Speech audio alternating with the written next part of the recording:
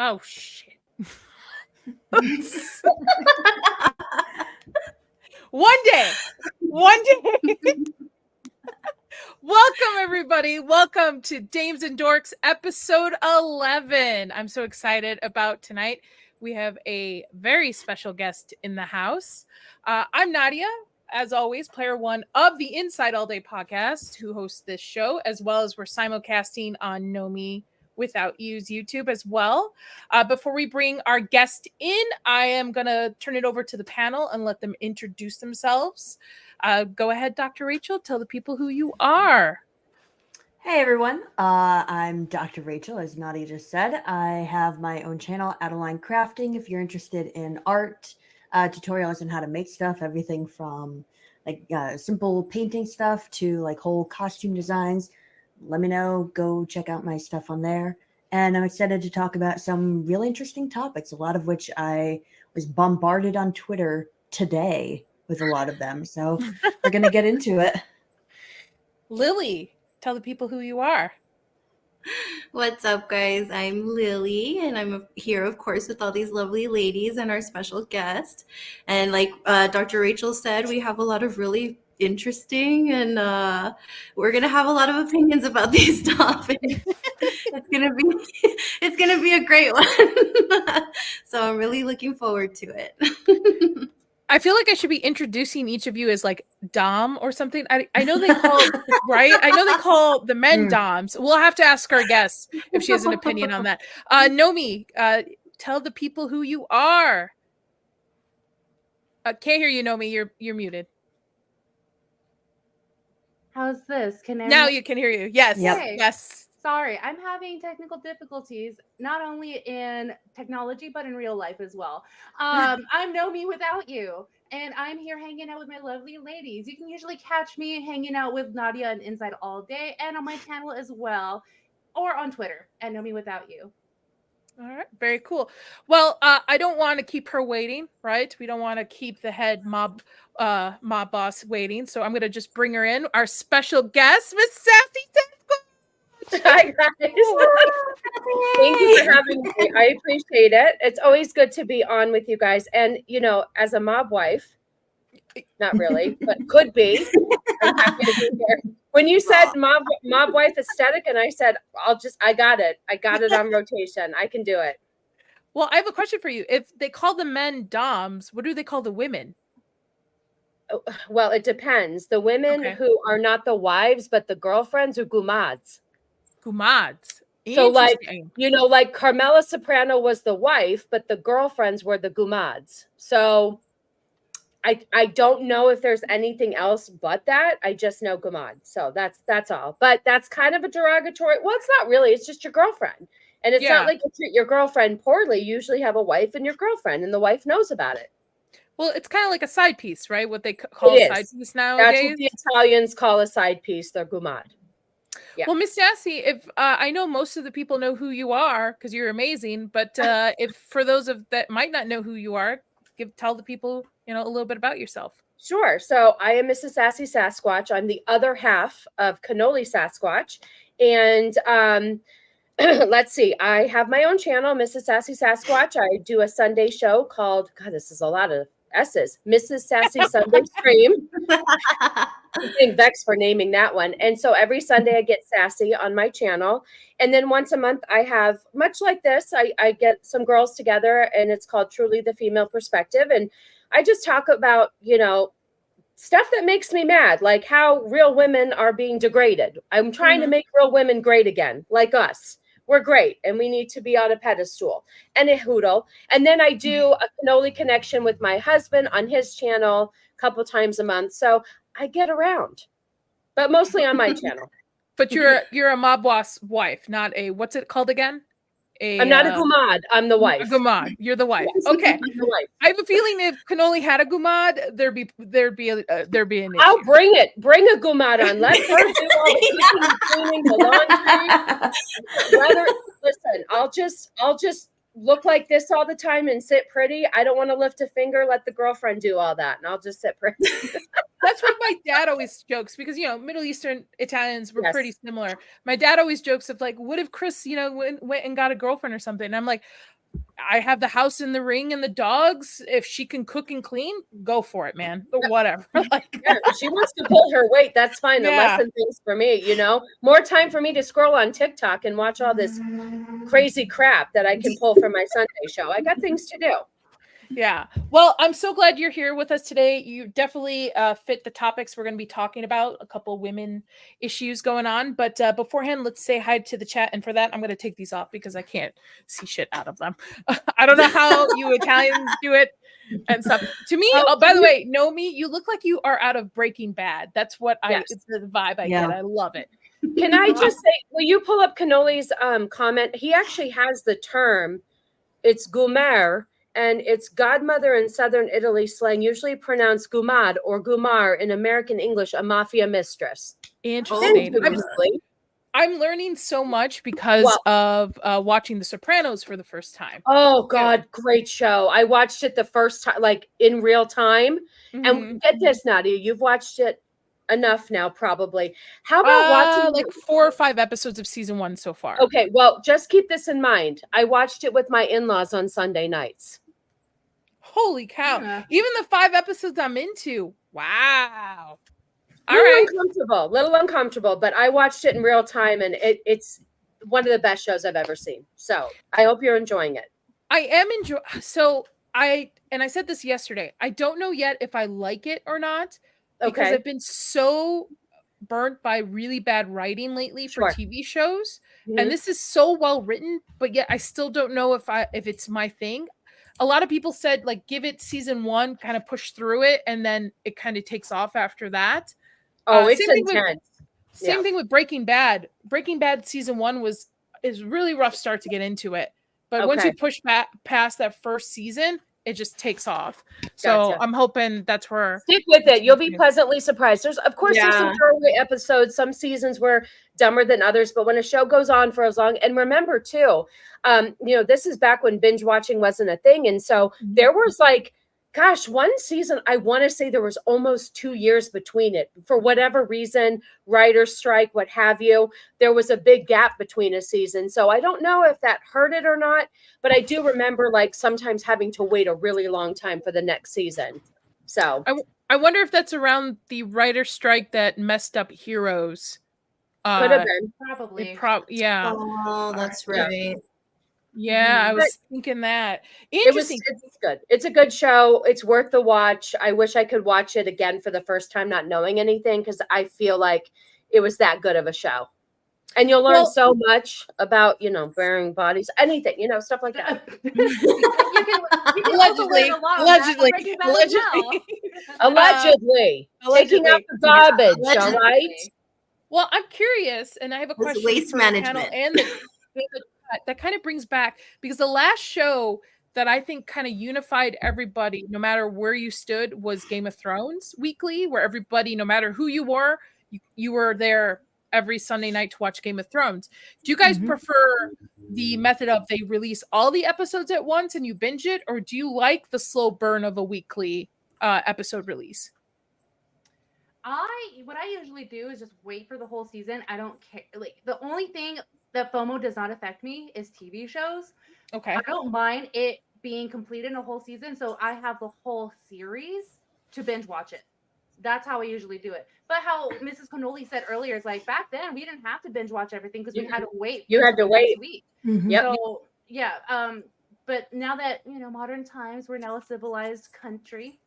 I don't mind waiting, but that's how I usually do my shows when I watch them. I just binge it. I think it does depend on the show too. Like, I don't know. It's I guess we're so used to instant gratification that it's hard, but it was so fun to like look forward to something, because there's times where, like, say Stranger Things will come out and you just have all these episodes and you feel like you just have to, the next one's there, so you're going to watch it. You can't go, okay, that's a cliffhanger, but let's wait and let's watch it next week. It's hard because it's there. But I think there's something to be said about, there's no more water cooler chat like you used to have. And if it is, It's like, oh, did you binge watch 85 episodes of that show over the weekend? And it's like, no. And then you don't have anything to talk about. But if you know you're watching that one episode with everybody, it's kind of like what we're doing now. Like, you can break it down week by week if they're releasing it week by week. But if you're binging it, it's like, I think it's, I don't know. It's a double-edged sword, but I think there's pros and cons to both. Yes. Well, I put a poll in the chat if everybody wants to vote. And also make sure you hit that like button, subscribe to Inside All Day for all future episodes of Dames and Dorks. And please go ahead and share the stream too. Have your friends come by and say hi. We love new people. Please do so. In that vein, I'm going to go ahead and we're going to say hi to the chat while everybody votes. So we have Mr. Anthony Mark. Hello, Anthony. We have Shmoo. Hello, sir. Mando Unchained. I know I'm going pretty fast through this, so we can kind of get into topics. I know. I want to say hi to Gordon, good brother. I almost said Godfather. And maybe because I'm in the same vein. No, you got to change it to Godfather now. Yeah. Yes. Mongoose. Always nice to see you. Ricky, nice to see Rick, clearly. Rick clearly. Rick Clearly. clearly. If your name is really Rick, that's a really good play on your name. Let's see who else we got. Chewy. Hello, Chewy. Thank you. Know by now who watches all 11 episodes of our show is that I don't speak English very well. It's not my first language, so names are very hard for me. Honey, listen, I'm on episode like 27 of my show. The words never get better. They never come out. It will never get better. Good evening. Let's keep going. Zax is in the house. Hi, Zax. I had a fun time on his show last night. It's actually probably one of my favorite shows. I know, like always such a good time. Oh, look, Nomi's in the chat. I think everywhere. We had Mr. Cannoli, and I think that might be and Nerdy Neo. Hi, Nerdy Neo. Hello, and OT. Oh, we're back to OT. Didn't get your name. And you know what? He screwed up because the joke is he can't change it for 14 days. The Gooch is in the house. All That's right. Ever since I learned about the Gooch, I've been saying Gooch a lot. Is it hard, Nadia? Is it hard to unsee the Gooch? It's very hard to unsee the Gooch. It's very hard. What's up, AJ? Are you taking a bath tonight too? Listening to us like you were yesterday? I think that might be everybody else. Hello, everybody. Hello everyone. Yes. Hello, everyone. Nomi, you are so perfect. You're just sitting there, just like very intimidating. You would make a very good, like, mob boss. Thank you. Well, you've got that reacher look, where he just looks at you and just. I'm just listening to you guys just talk. So I guess I can be intimidating. I'm just like, hi. I'm just doing it for the aesthetic. My bad, AJ. My bad. Sorry. Yeah, sorry. Yeah. I thought, we would have the privilege too. Okay. So, if everybody in the chat's seen us, those who listen on audio, I'm sorry, but we're all kind of following a certain aesthetic that's in line, right? Miss Sassy, of course, Lily, Rachel, Nomi, everybody's dressed up in our best, and that leads to what a current trend is going on right now. As I pull up I'm just rambling so I can get my stuff right.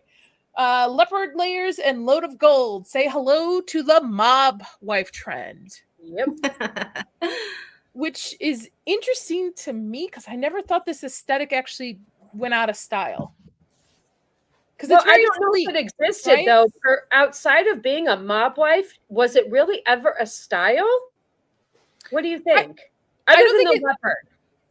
Well, I mean, leopard alone, but the whole like black top, fur coat, a lot of gold is a very sleek look, I feel, for women. I feel like it's never gone out of style. Wouldn't it be like the gaudy look, like the gold and just like those arches?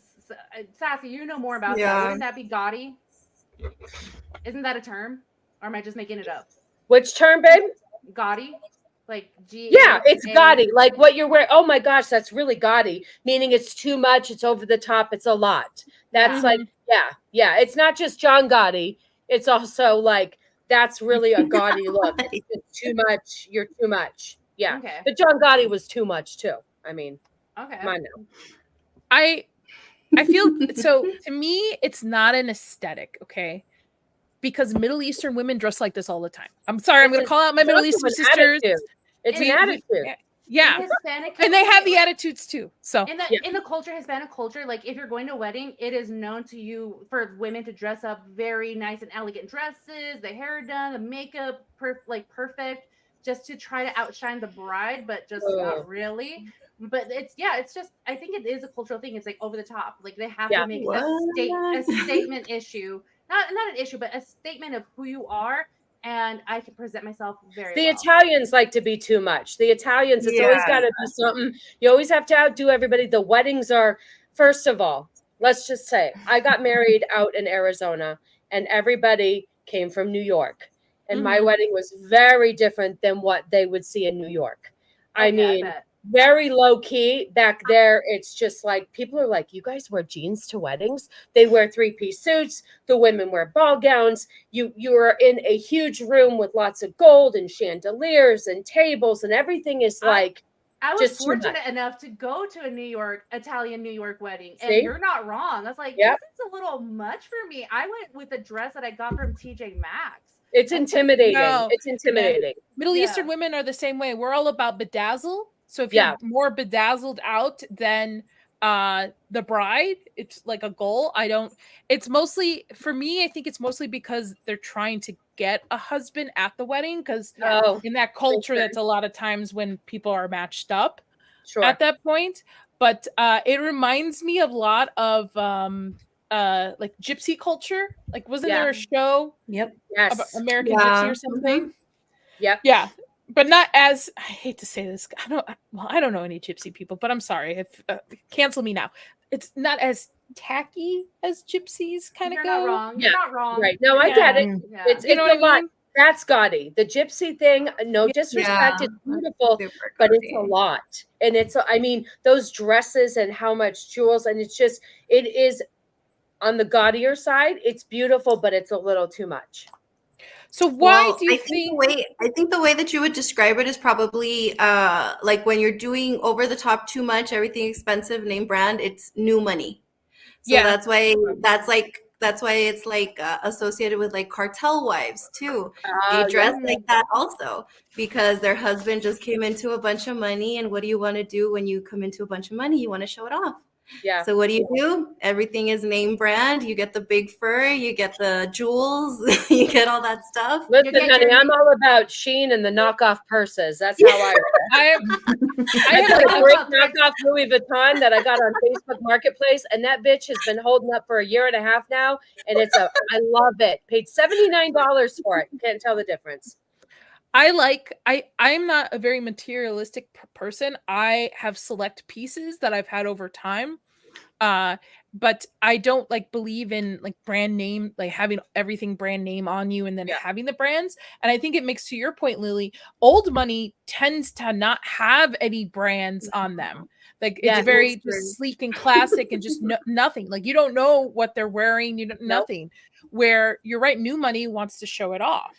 Everything's a brand name with new money. You can tell they're just dripping, and everything's got a symbol, a brand name. You can tell what they're wearing. But you're right. Old money was more classic. I think new money can be a little tacky sometimes, in my opinion. Yeah. Yeah. Speaking of which, continue talking because I have to take these out because I can't stand these. I don't know how you do this, girl. I can't. I'm taking my earrings out. Oh, you can't roll with you don't like earrings? I like earrings, but I like studs. I don't like big.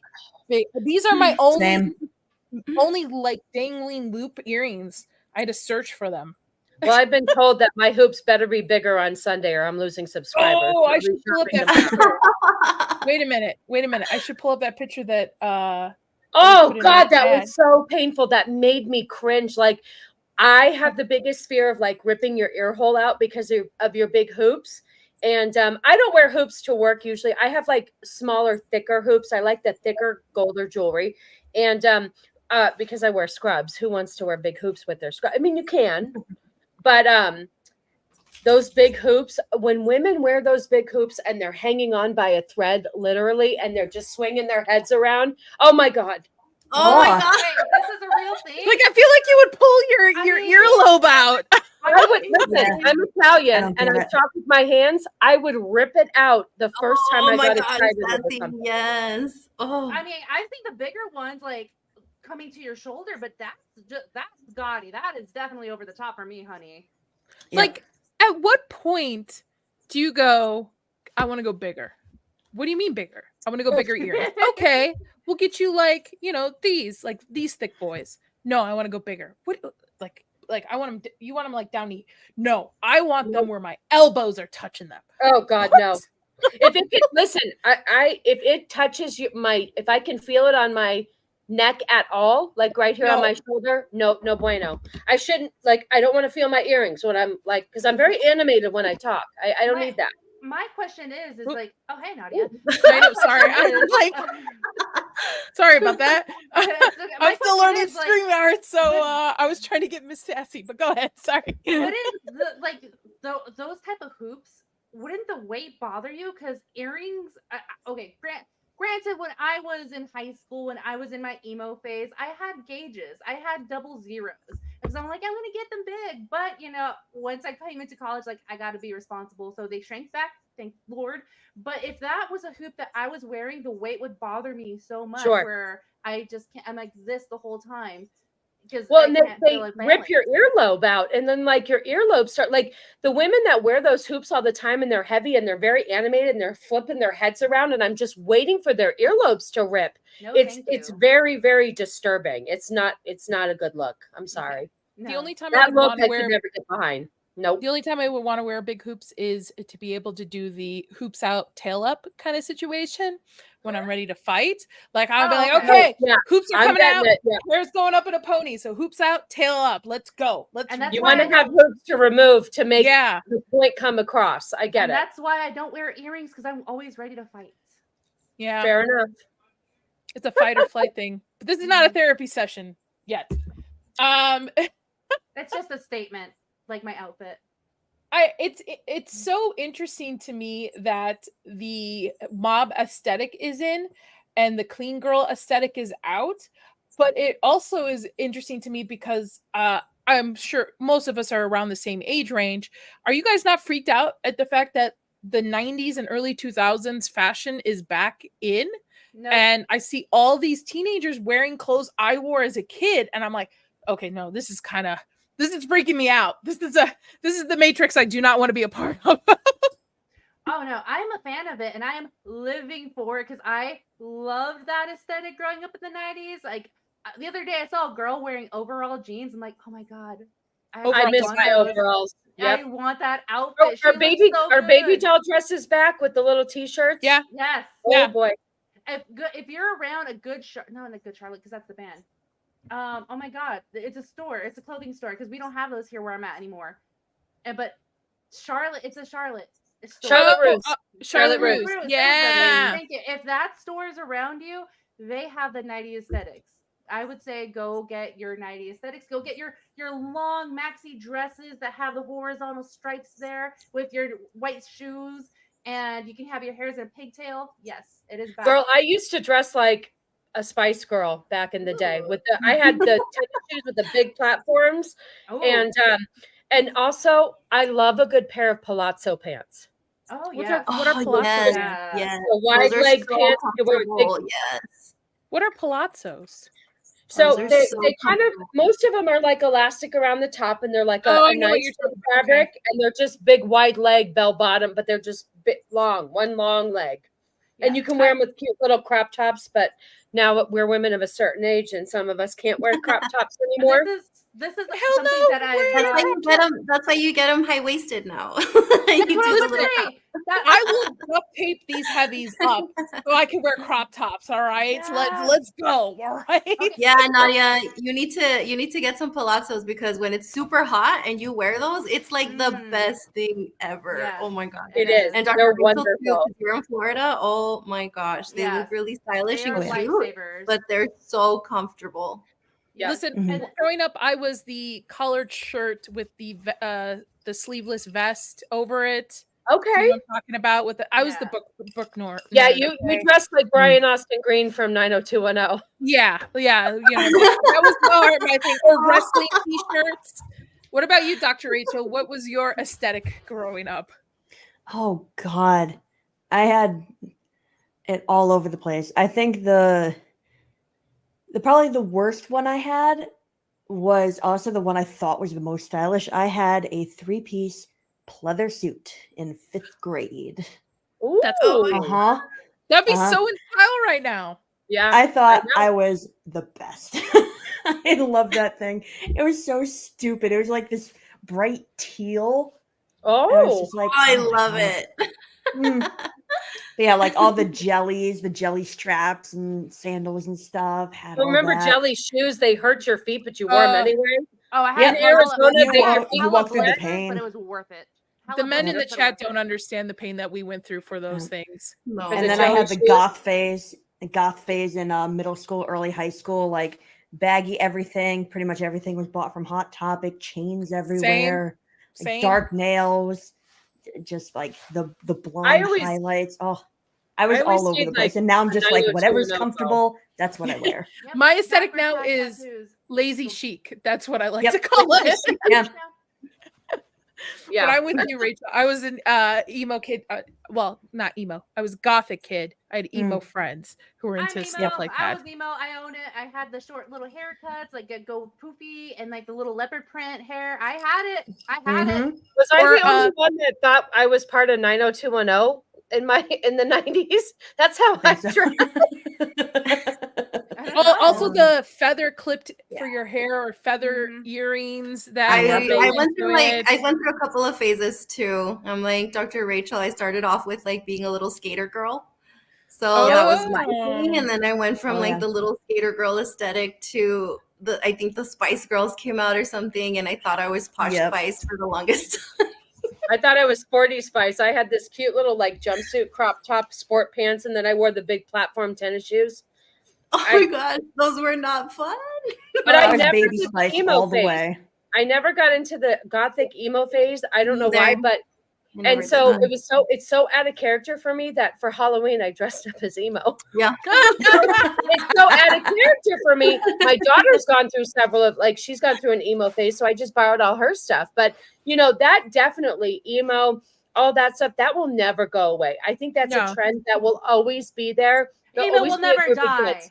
That's No. forever. I feel like gothic girls, as one myself, mold. Like we mold a little bit Yeah. into adults. Like obviously I have a bunch of horror stuff behind me, but I don't like do overdress gothic. I wear a lot of black, but it's not Hot Topic clothing and stuff. So I think it's always with you if you're a gothic or emo girl in some way. Just like there's certain parts of your aesthetic that will always be with you. Yep. Yeah, for sure. Especially if you listen to My Chemical Romance. Yes. I'm yeah. like, Or Ghost I think I'm just like goth in my heart. Goth adjacent. I like all that Yep. stuff, Wednesday and all of that. It appeals to me. I used to love Lydia and Beetlejuice, but I never wore it on the outside. It was in here.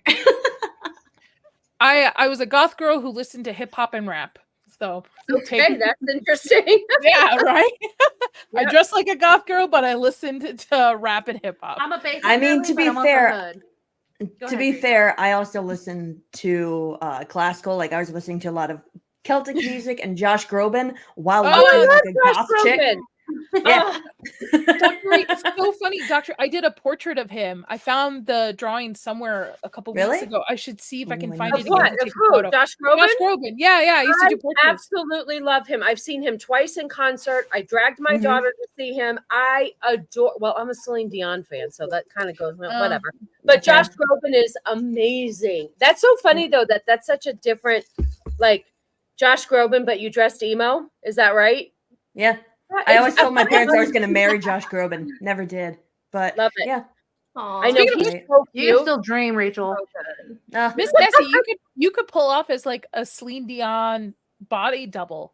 I know you told me I should do that for Halloween. I didn't have enough time, but I You might just try need it to one like of these That'd be days. super great. straight your hair and you're Yep. good. Wear some white, talk with your hands like And this. then all I have to do is keep doing that. 'Cause that's what my Yeah. husband keeps saying, Carry a yeah. mic, maybe a little Titanic plushie. There you go. Your heart will go on.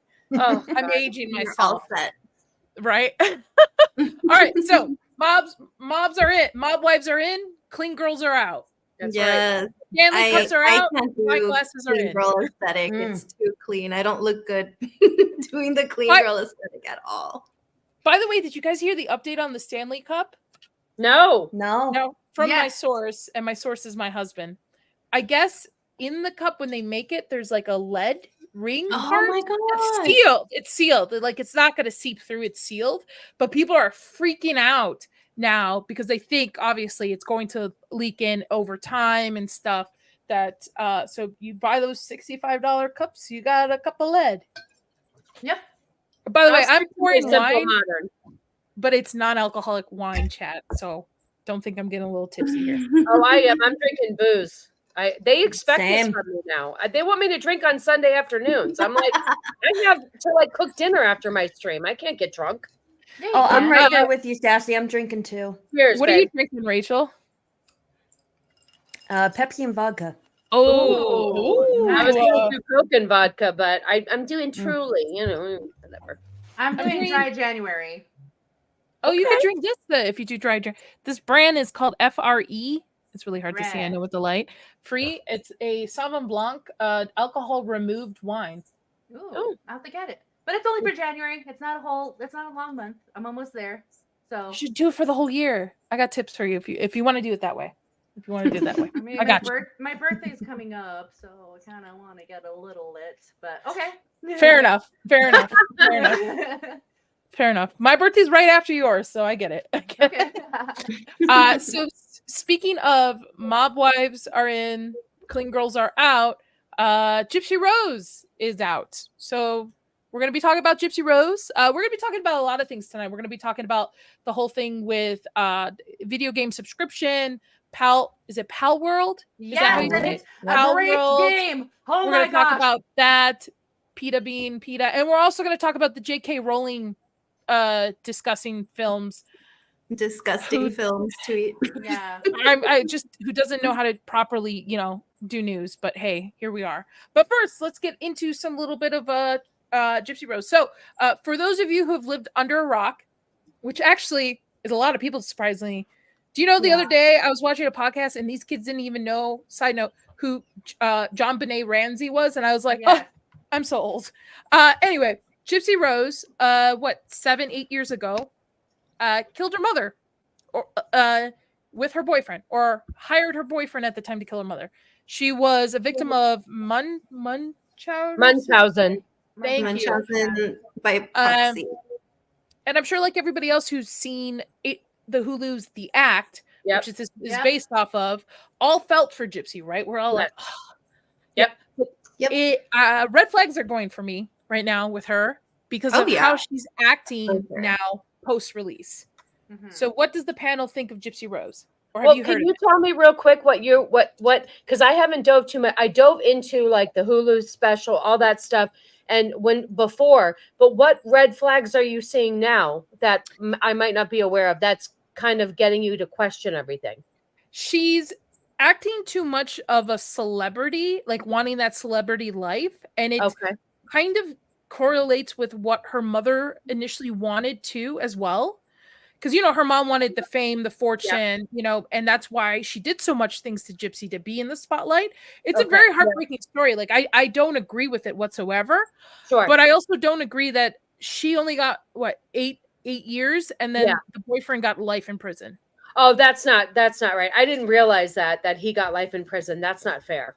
Yeah. She's also And the boyfriend actually has a mental illness as well. And they Oh, don't yeah. want to Oh, they that's don't want to right. give him a lesser sentence because they were trying to do, like he's mentally ill. He couldn't actually make these decisions for himself. She manipulated him into it or whatever. And no, so they want to keep him life in prison, and she's out about in the world with her new husband. Like nothing happened. Gotcha. and it's really And it's weird crazy. to me because she's claiming that this guy raped her post killing her mom, but there's video evidence of her just laughing, having a good time, right. with him. So, and it's also strange to me that she's married. She married somebody Didn't while expect she was that in one. prison, Yeah. That is and weird. that was a bit of a red flag. And this whole like, as soon as she got free, she's like on TikTok, she's doing like a publicity tour in a sense, talking about things. I also think the Hulu The Act and just social media itself for the last couple of years has focused so much on her case that they have made her a celebrity. But I actually do want to hear from Dr. Rachel on this because she's the doctor on the panel. Hi, doctor here. Yeah, it's no, Munchausen by proxy. It's a rough disorder because it usually happens when children are very young, and their parents, their caregivers, the people who are supposed to care for them, are physically and mentally hurting them just so they become reliant. So, like with the case of Gypsy Rose, I don't know who here has seen The Act, the Hulu special or not, but yeah, I binged it. Going back to what we talked about before with the binge model, I binged it too. but yeah, it was just such an interesting case, and like her whole life, she thought like she couldn't have all these foods, she couldn't walk, she couldn't speak properly. Like even when she was brought to the doctor's offices, her mother would basically coach her in what to say. So then she would be given all these medicines, and the mom benefited by having all this attention on her, and like people would gift her like food baskets and They got a like house. money and all this, and had the house, everything was like gifted. So it's one of those things of like, it hurts me to see like a parent going so far that they would harm their own child, like even to the point of like physically breaking a child's leg just so the child has to be reliant. It's horrible. It really is. There's so many cases, and this is one of them that's bringing a lot of attention to the disorder. But yeah, there are a lot. Like, God, I never saw the movie, but what's that movie of I think it's the writer who's basically like kidnapped and his legs broken and stuff, and like tied to the bed. Misery. Yeah, that one. It's like you're being physically forced in a position where you have to be reliant on your caregiver, and they're not giving you care. No. And to see that happen to a child who's grown up their entire life, just with this, thinking that that's the norm, thinking that that's how they're supposed to be cared for, and that's how a parent shows love. It sickens me, honestly. So I'm glad to see that Gypsy Rose is doing well now, considering everything that happened to her.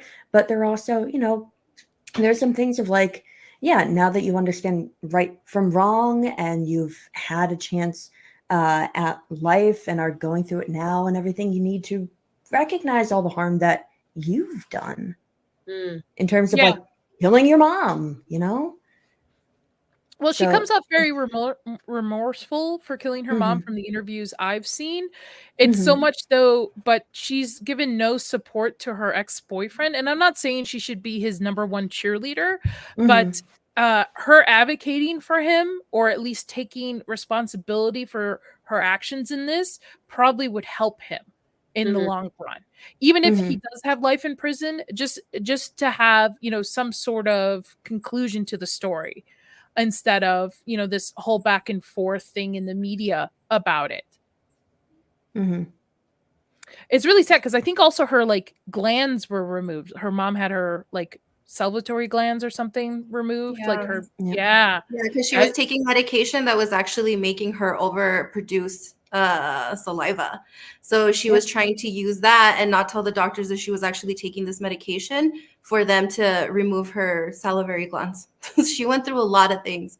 So like, it's a very sad case, but I mean, at the end of the day, a lot of people are commenting on the way that she had access to her boyfriend to talk to him, and she had access to be able to communicate with her dad, and to go to the police. At the point where all of this happened, she was already, I think, 23 years old. So even if she like left her house, her mom couldn't get her back. Like, she was legally an adult already. Like, if she could have already been seen by doctors and kind of start showing them all the evidence and tell the police that all of this stuff was happening. I mean, there could have been other ways that she could have gone about it, but there's still a lot of people online that are defending her and saying that no, this was the only way that she could have possibly gotten away from her mom.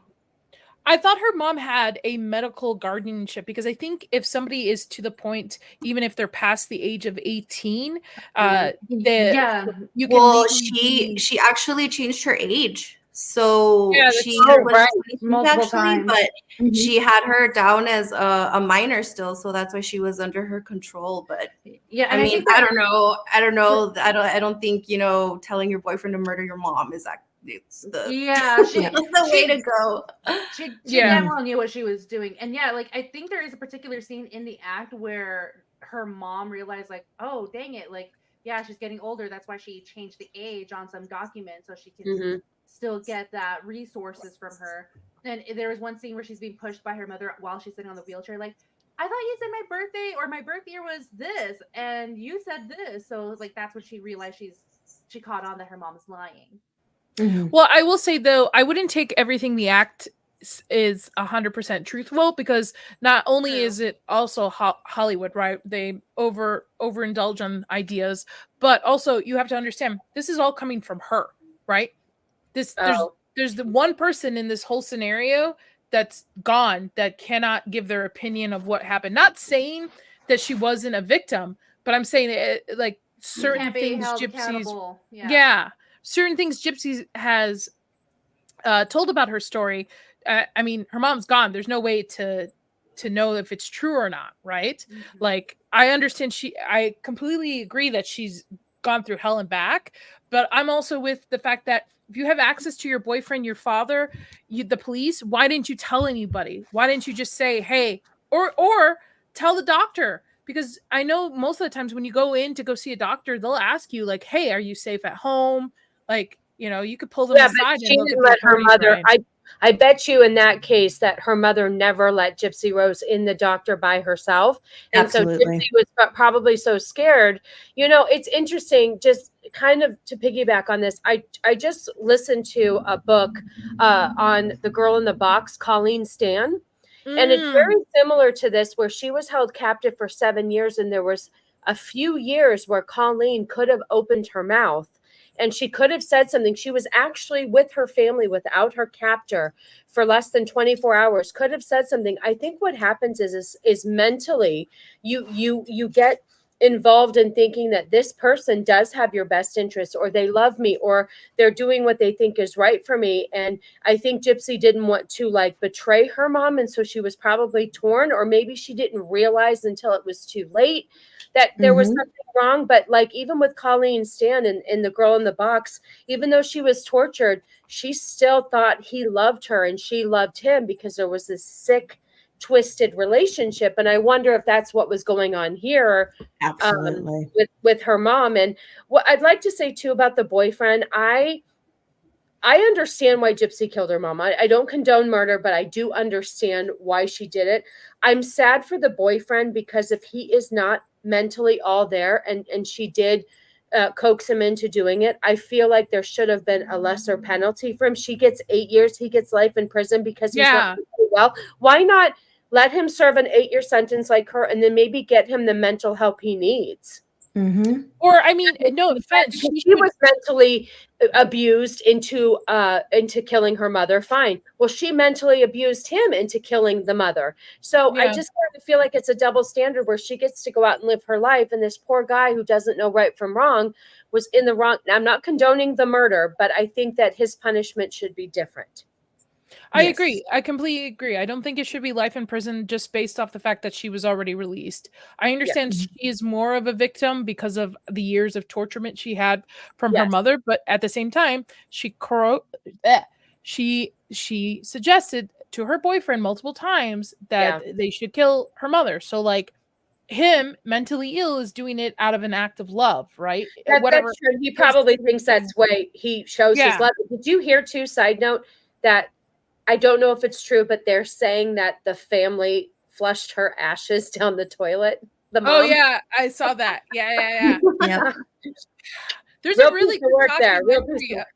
of There's a really good documentary on Max. I think it might be. I'll have to look it up Yeah, about I'd like to this, see where they interview her family, and they interview like Gypsy's dad. And this was, right around the time I think Gypsy was about maybe a couple years into her sentencing.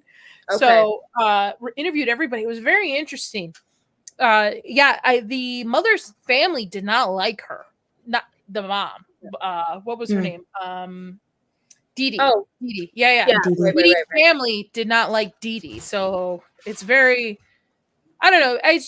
I feel for her, but at the same time, red flags are just going off. I feel if I had gone through this situation, and I get everybody's different, but if I had gone through this situation, the last thing I would want to be is in the spotlight. I would just want to live my life, get to know my husband.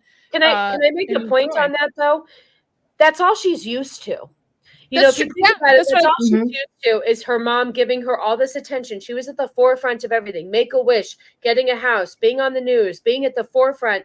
Her issues were always like, that was what Dee Dee always did, was make Gypsy's issues. And so Gypsy knew nothing more than being center of attention. So I wonder if she struggles with the fact that she needs that attention and that's why she's going after it. I don't know. I 100% believe you. 100% agree with you. It doesn't make it right. Yeah, it doesn't make it Yep. right, but I 100% agree with you on that. That it's all she knows. It's seeking attention out.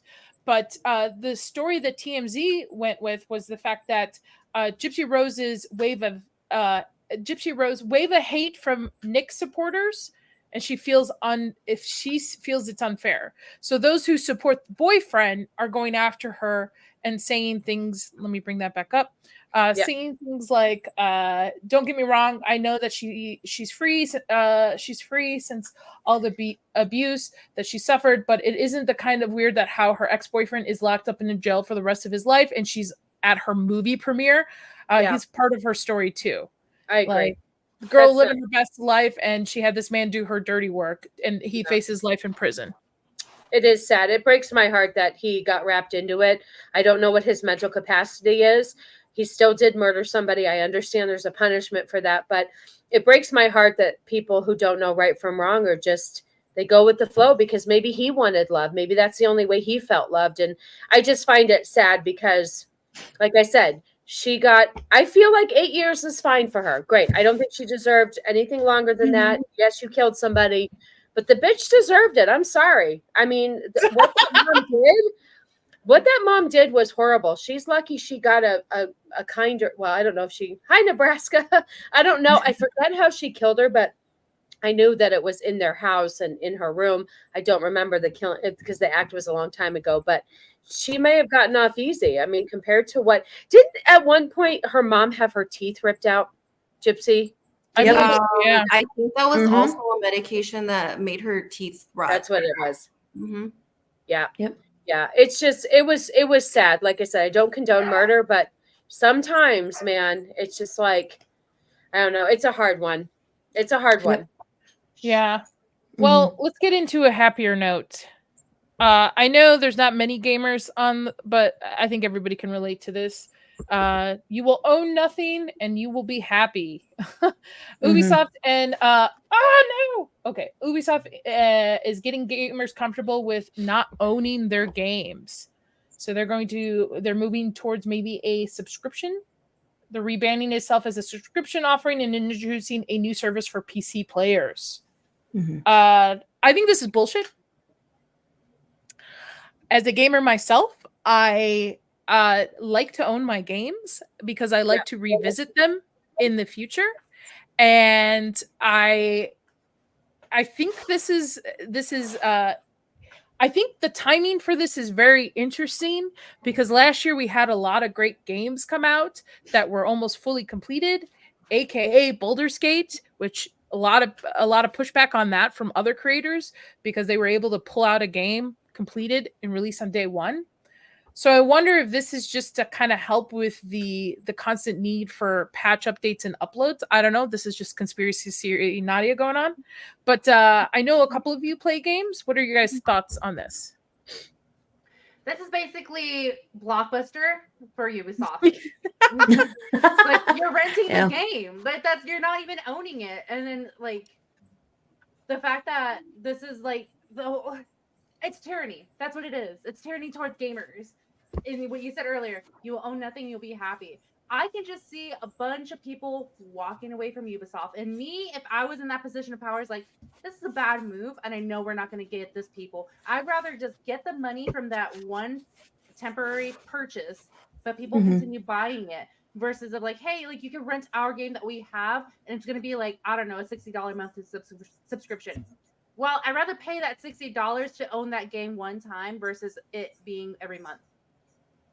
You know, it's funny because my husband, I'm not a gamer, but my husband's a huge gamer. And so he has different platforms. So he has the PlayStation, the Xbox, and then he has the PC gaming. So I think that there are good and bad things to this. For instance, like he tried that, oh God, I'm such a girl here, that Star fucking thing with everybody got everybody upset. Starfield. What was that? Oh, with the pronouns and stuff like so that. Yes. So on Steam, you can have like a $99.99 membership for the month, and you can like try whatever you want.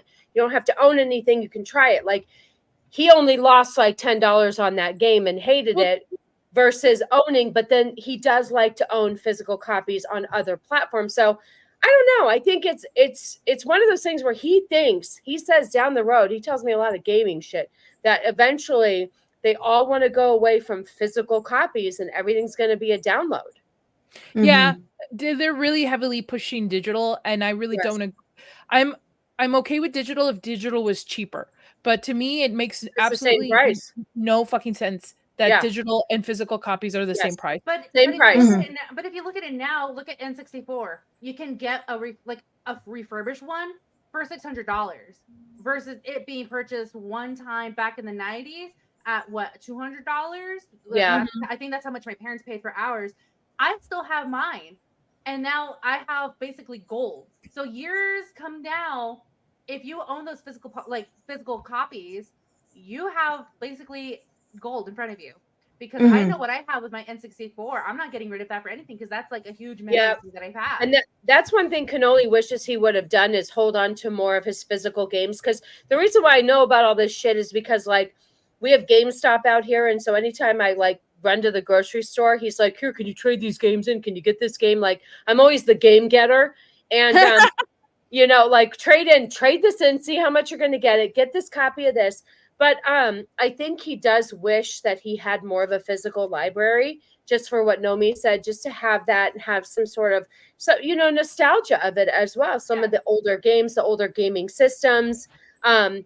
So I don't know. I'm not sure. Like, and you're right too. What I don't understand either is the physical copy and the download are legitimately the same price, but yet you're producing an actual product versus just a download. How is it the same price? Yeah, I like what Vex says. What makes less sense is for most of these publishers and physical productions is still extremely feasible financially. Like Alan Wake 2 should not be a digital only because Remedy is doing great financially. I 100% agree with you. Your husband would have a field day with mine because he has every single freaking game he's ever probably owned. Wow. And every single system. I will admit this, and if he's listening, he'll probably be like, oh, you admit this? When I first moved in with him, he had a official like Xbox stand from GameStop, like the old school ones where you could go and play. And this thing annoyed the hell out of me because aesthetically, where the fuck am I going to put this thing? And I made him give it away when we moved. And I was like, I'm sorry, I don't know what to tell you, bro. There's no room for this thing. Like there's no room in the truck for it. I wish we had kept it. But yeah, I used to be actually more pro digital because of the convenience. Yeah. But the fact that now they can go in and change things, and like do patches and stuff. Yeah, that's true.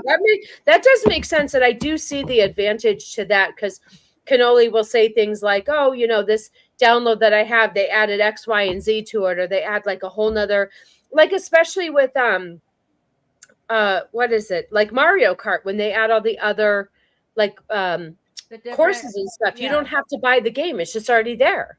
You don't have to buy extra levels and stuff. I know. It's weird. Yeah. Well, there's pros and cons to both. Yeah. Like Sassy was saying, I think in terms of like the patches, yeah, the downloads are nice because you can get patched, remastered, whatever.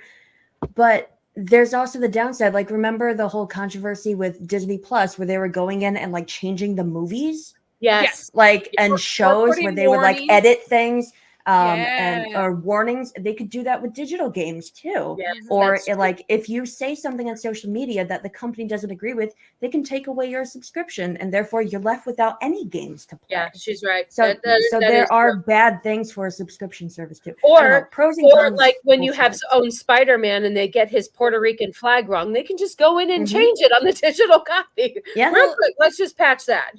Yep. Do you think this is because people are not buying into the way games are being game story is being told, how games are being played, because of some kind of agenda that they're pushing in all types of media, that their sales aren't doing so good, so they're like, well, you know, based games or just classical games who just stay out of the political world are doing so well, but we're not doing so good, so we're just going to take everybody kind of down with the ship. Mm-hmm.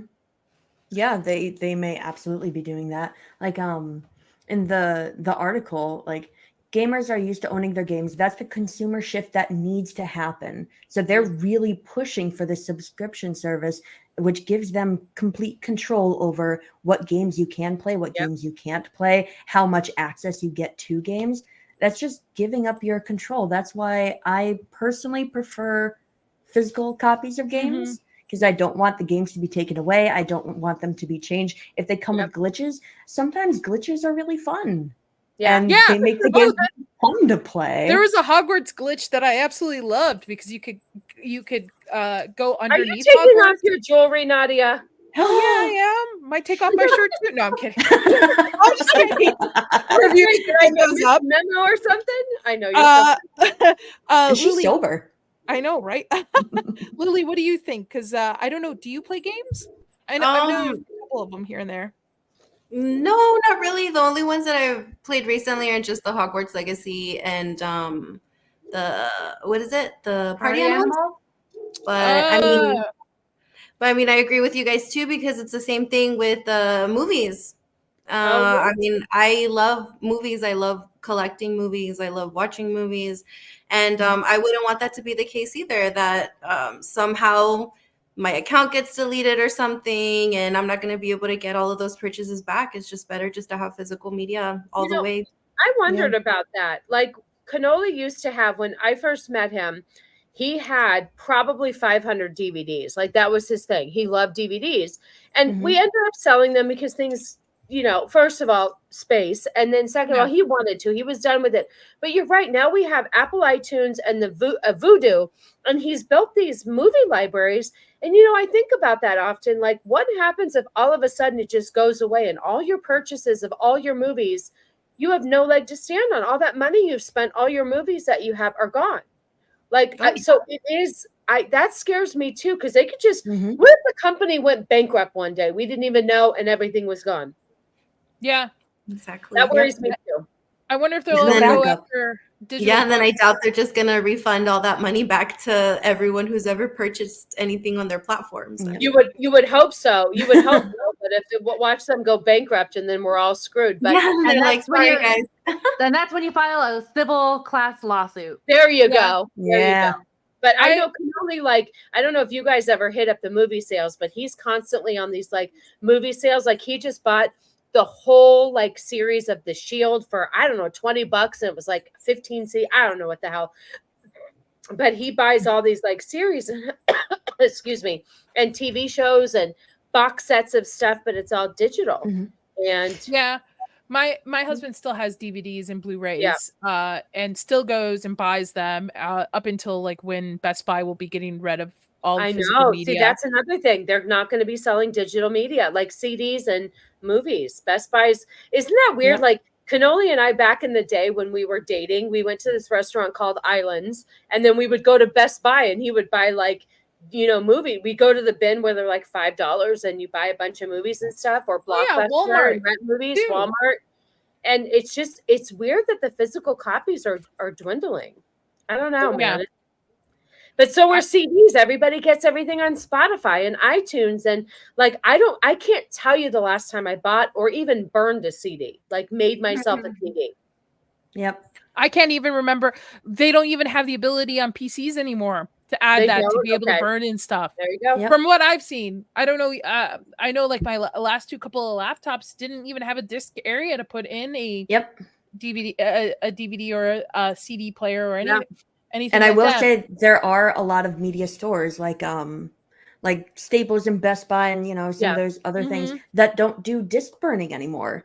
So Okay. even if like you don't have personal computers that can do that, there's a lot of places that don't even have that service for you anymore. Yeah, it's So it's you really can't do crazy. it. Everything, but it's like everything is digital, but anything could crash at any time. Like that Yep. scares the crap out of me. Like stupid thing, but like Facebook. I used to use Facebook as a photo album. My daughter growing up, like I have all like an album from every year that she was born, every birthday party. Everything is on Facebook. And I'm like, you know what? I'd be so screwed if all of a sudden my Facebook was gone. I would lose all of my pictures. I don't like being like tethered to something like that. But then I'd have to print them all out. Nobody does that anymore. And it's just like, I don't know. Nobody prints albums anymore. No, I nobody do. No, does this is why I still have a printer. I have Yeah. one right by my desk. I don't will even- use that to the day I die. Yeah. I don't even have any wedding photos printed. I have maybe 3 canvases, Yeah. maybe a couple of photos, but that's it. I never got like a wedding book because everything's online digitally.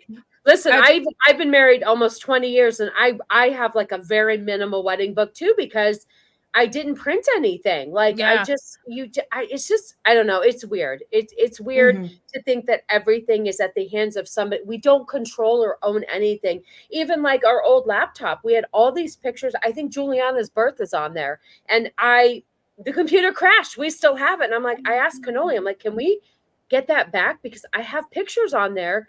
Mhm. My daughter's like birth. Yeah. That's why I like books. I know. That's why I buy books. Even if I I've do read audiobooks, book, but I will buy books. That's was why I talking- print photos right away when I have them, so I can have physical memories of whatever. it's smart. That's You smart. should. And You then should. put it I into, like, should a have photo done that. album. I know I was it's talking to lame. my dad about it. He said, it used to be, even with DVDs and Blu-rays, but especially with books, it used to be like a big deal when you would go to somebody's house and they would have like a library of media, whether it be DVDs, books, stuff like that. That's their way of showing like, hey, look at all this stuff I have, all My this media husband I did own. too. Just shelves and shelves and Mhm. shelves of just And now it's no more. movies. No more. That's why I hate the clean aesthetic. I like, to me, it's unrealistic. I watch TikTok and all these girls have like white cabinets and marble floor. And I'm like, you don't live there, guys. Like you just shoot there. You don't live I there. have white cabinets and a marble floor. But I'm sure you have stuff on your stuff. I do. like, people I do. live there. You know what I mean? No, I get it. You see these houses and it's like you do not cook a meal there, lady. Yes, Stop. exactly. I know. I am totally. So, moral of the story for those who ever watch this: own your media if you can. If you can buy should. physical copies of your books, your games, your movies, buy them. Even buy to me, the one thing I really love the fact that Chris owns like all of these old games and systems. I mean, he's still got like a Sega. He still has old NES stuff. The thing I love about it is that if we eventually do have kids, it's something for them. Something for them to go back and enjoy, because who knows in 10, 20 years from now, that stuff is going to be available at all for them. You know what? I made my daughter sit out. She was little, and it's when the Nintendo box came out where it had all of the old school games in it. I don't know if you remember that a few years, maybe it was like 8 years ago. But there was like a Nintendo thing. I waited in line. I was 8. They had 15 consoles. I was like number 8 in line. And I waited at GameStop for this, but it had all the old school. Like my husband loves showing her all the old school games because those old school games, man, like old Mario and whatever, he plays the Punch Out and all that stuff. Teenage Mutant Ninja Turtles, like that's fun to share with your kids though, because that's what we grew up on, Sega type games. But Nintendo, like those classic games, you're right. And I actually, so a friend of mine, his sister owns she's physical media. She owns every single gaming system, and she has thousands of games, and she just has a gaming room, and she has everything, and she's kept everything. And I think there's something to be said for having those nostalgic items. Yep. Yeah. in case. Granted, again, I don't have kids, so I don't know, but I know one thing. Everybody says this. Oh, I'm not going to give my kids tablets. Just not going to give them. To be honest, I would rather give them a old Nintendo 64 and video games and let them go play that rather than just them sitting on a tablet and playing Listen, games. my daughter has a lot of mental health stuff, and so she has OCD, and she struggles. I encourage her to play video games. I encourage her. She has a PS4 in her room, and she has access to stuff. I encourage her to play it because I feel like it's good for the brain, and it's just, I don't think certain video games are whatever, but I agree with you. I think it's healthier to play video games than to be on social media all day because it's effed her up. You know. So I agree with you. On that note, it kind of leads us into our next topic, which everybody's been playing this. If I can freaking find Oh God, is this the Pal World? My husband and Beck, they played this for 5 hours on Sunday during my stream, mind you. I'm streaming and I want to play them. I want to play this too. I've only played one Pokemon game in my entire life, and I want to play the hell out of this game. Oh, I've played every Pokemon game. I bought and downloaded this game last night. I got tomorrow completely off until late at night. I'm playing this. I'm going to check tomorrow because I promised Vex if I check to see if my old laptop can play it. Because my other one, my work computer definitely can't because I can't download stuff. But I want to check if my laptop will handle it. But I really want to play this game. Oh God, yes. No, this is really good. It's a good game. I played, the first time I downloaded it, I think I played like 5 hours on it. Yep. And after this stream, I am 100% playing this game after I'm done. It looks really cute. It looks really cute. I mean, what is it? A cross between Pokemon and like Fortnite? Oh no, it's like Pokemon with guns. It's a knockoff of Pokemon. It's Pokemon if you gave your Pokemon guns. Pokemon. It's Pokemon enslavement, basically. So you get to have your little pals help you build the world that you want to live in. But aren't Pokemon enslaved anyway, though? But Pokemon is for like battling other Pokemon. Yeah, you enslave them to battle for you. Yes, that's also very true. But you can do that in Pal World as well, where you can have your little knockoff Vulpix cooking your eggs, or you're making your baked berries, and you can also have your little pig get the stone that you need to build your house. So yes, that's basically Pokemon, but with guns. I just want to be destructive in this game. That's all. I just want to be destructive. There is a possibility that you can destroy other people's properties, but that is something you don't want to do because they'll break friendships. But it opens a lot of possibilities of doing whatever you want to do in this game. And I knew this was coming. I knew this Pokemon skin was coming. I knew somebody was going to do it. Oh, of course. The person who developed the mod is actually going to get sued. Yeah. Wow. Nintendo is definitely coming after them from what I've read today, that they're investigating Pal World. Is it Pal World? Is that how you say it? Pal World. Yep. Pal World. And it's so interesting. I wonder if I can find it because I know Lofty. So is it because it's too similar to Pokemon that's why they're No. So essentially what the guy did, he got the skin of Ash, the other Pokemon he made as a mod feature you can do in Pal World. So in Pal World, you can play as Ash or Pikachu or any other characters of Pokemon. So Nintendo sent a letter to the guy who developed the mod saying like, hey, you need to stop doing what you're doing, and we're also coming for you. So this is a Pokemon. This is a traditional Pokemon, and he's turning it into a Pal World. Oh, it's the similarities. Wow. Yeah. Mm-hmm. They're very similar. I love Pokemon games. I've been playing them ever since they came out. That's why I still have all of my old ones ever since the Game Boy Color. I've kept all of my handheld games just because of Pokemon to replay them and everything. But yeah, this looks a lot like Pokemon. I've been saying this one thing for years. So this is why I'm excited for Pal World. But ever since the first games, I've wanted to play Pokemon as a Team Rocket member, and it's never let me. So I feel like all the destruction that you can do in Pal World will finally let me do that. That's why I'm excited. I'm trying and to then you can finally say Team Rocket is blasting off again. Yes. Yes, I know. I'm telling you that the possibilities in this game are endless. And I will probably get that. I'm going to say that on live because I don't want Nintendo to come after me. Fair. But yeah, no, it is definitely fun. It is a fair warning. Mm-hmm. Some of the mechanics are wonky, and if you want to build, that's where I lost my frustration the most. Is that if you want to do a certain slant in your roof, it will only allow you to do it if you're positioned in a different way of where you're at in your house, like in your house. And it's super weird. So you have to navigate your way through the mechanics of it, but it's fun overall. And PETA can go fuck themselves. PETA, I love this statement. I feel lately for everything that PETA's put out based off media, I feel like they're just trolling at this point. They have to know. They have to know how they're coming off. Can I just say, as a resident vegetarian here, this is horseshit. Cannoli was killing lambs or some shit in his game the other day when he was playing this with Vex. It's a video game. I don't eat animals. It doesn't mean you can't kill them in video games. PETA's got to calm the hell down. This is they're ridiculous. trolling. They have to be trolling at this point. It has to be. There's no way. Yeah. There's no way in hell that they don't know how this is coming across in the world.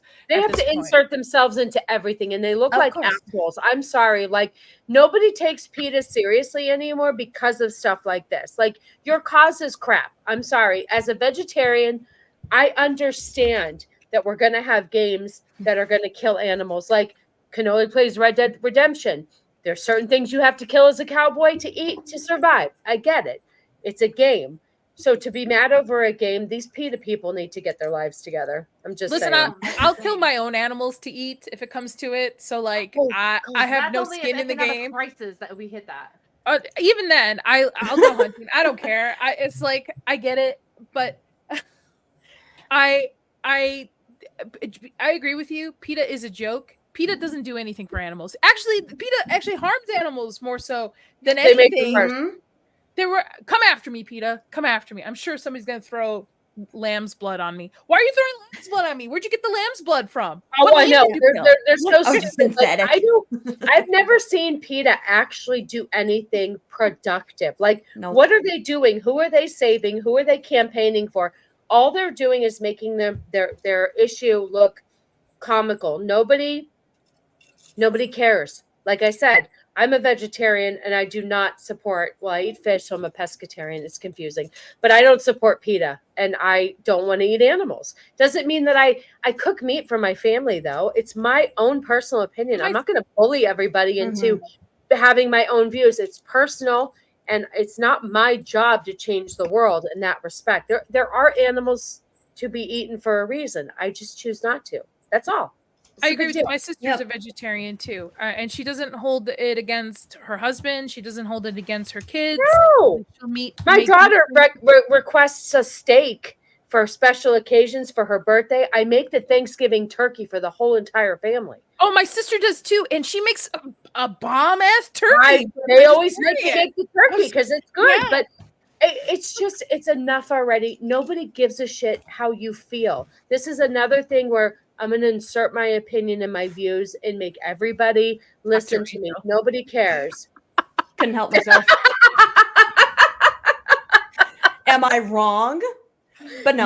I do have to say, like, I love this quote because, like, of all the things you can do in this game that I've heard, like, you can kill animals, you can enslave them. They only focused on making a vegan guide, not even telling people not to eat the animals, just telling people, here's a vegan guide. I think the people like at PETA know they're a joke and they also play into it with these tweets. But I also think, conspiracy idea, that they want to play this game and they don't want to deter themselves or other people away from playing the game. So they go with the lamest thing to change in the game that will still be like, oh, we kind of support the game. We just have a vegan guide for some players. God, and it's like the lamest thing they could have changed. They did. They're just so lame. They're just so lame. It's just. It's the one from Hunger Games. PETA. PETA. The boy with the bread. Yes. You know, the only time I've ever been upset in a video game is like, I think Cannoli's horse died in Red Dead Redemption, and I didn't like that part because it made me sad. I don't like seeing animals die in movies. It really bothers me. Yeah. But like I said, it's not like I'll never watch Marley and Me. Forget it. I've already been through that in real life. I did But- before I my had a dog, and now that I have dogs, I wouldn't watch it. I No, That's there's- why I haven't watched the last Guardians of the Galaxy because of the whole experimental on the little baby. No. Listen. It's not as bad as you think. I watched it not knowing what I was getting into, and I did look at Cannoli and I went, "What? Why did you tell me this is all about animals?" It was still a good movie. Yes, you'll cry, you'll feel certain things, but it's a happy ending. It's okay. But I didn't know what I was getting into. Well, Why is a comic book movie making me cry? I think Dr. Rachel could relate to this. I've never seen Futurama. Have you? Anybody? Yes. On the, yeah.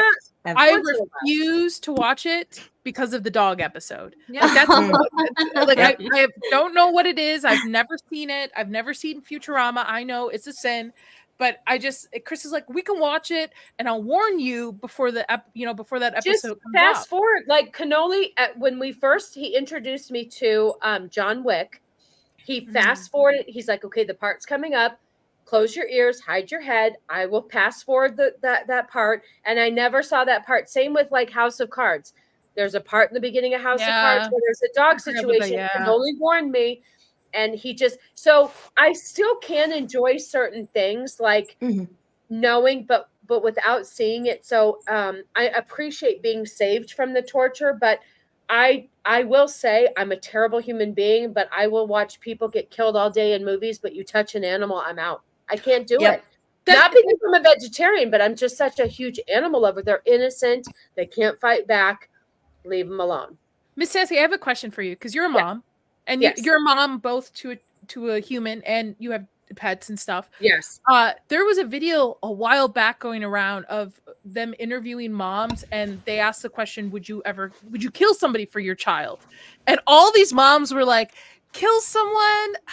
I don't think so. No, I don't think, depending on this, no. All of them were like, no, I wouldn't kill somebody for my kid. And I don't even have kids, I have dogs. I would kill somebody for my dog. Dude, real quick, I got in the middle of my old dog that passed away, which she came to me in a dream the other night, and I woke up crying. It was so sad. Oh my God. I got in the middle of my dog and a pit bull. You don't fuck with my dog. I got in front of a pit bull, and I was like, no. So yes, I will kill for my dog, and I will kill for my daughter because they are my family. My dog is just as much as my child as my daughter is. So yes, I will kill for either one of them. It's interesting to me because these moms are saying like, no, I wouldn't kill for my child, but I wonder if it's just programming us to be even more detached from having kids, or for being not having kids and stuff. If you look at all having kids. No, if you look at everything in this stuff I talk about on Sundays and whatnot, there's more and more people changing into people that no longer will procreate, and the procreation is less, and it's more about becoming who you need to be, and it's usually a different gender, and then the genders don't line up, and then I feel like, and then we're also grooming children, my opinion, to change their genders, and we're focusing more on genders and individuality like that versus finding a partner and procreating and having children and the family aspect of things. Yeah. So I do agree with you that we're less on families anymore. We don't really pride ourselves on the family dynamic. It's more so, oh my God, good for you. You were a woman and now you're a man, or vice versa. Well, but you're right. I think they're steering away from of family values, in my opinion. I agree with you because like both of my parents, I know would kill for any of my sister's siblings. I know for a fact my dad would. I know allegedly. I know for a fact it would be like no question. How can you not protect your child? I mean, are you the most vulnerable of our culture and our society should be protected at all times? But it's a human instinct to protect your young, whether you're an animal or a human being. You gave birth to that. You raised it. You've spent all your time protecting it. You're just going to stand there and let somebody take that from you. These are weak ass bitches. That's the problem. They're growing up to be like these TikTok moms with these clean girl aesthetics. And they're like, no, my slick back ponytail and my Uggs that match my jumpsuit or my sweatsuit is going to get ruined. No, bitch, you don't listen. Let me tell you something. I had a teacher fired for fucking with my kids. So I'm not. Listen. Oh, my dad almost threw somebody through a window because when I was younger, because I had to have some blood testing, and when you're a baby, they do it through the bottom of your heel. Yes. Mm-hmm. But they kept missing every single time, and it got to the second or third time, and my dad's like, "You're gonna go through that fucking window if you don't get this. Like, I'm tired of seeing my kid." Like, to imagine if somebody ever threatened any of us, my dad would be like, "You know what? I've lived my life. I'll live my life in prison. I don't care." I just don't understand that need to protect and the moms. I'm surprised to hear you say that there are moms out there that actually need to think about it. It's so bizarre to me because even without having kids, I would feel like an instinct as a mother, like the one thing you want to protect the most. I don't care about what gender you are or what if you produce a child, that should be something you protect.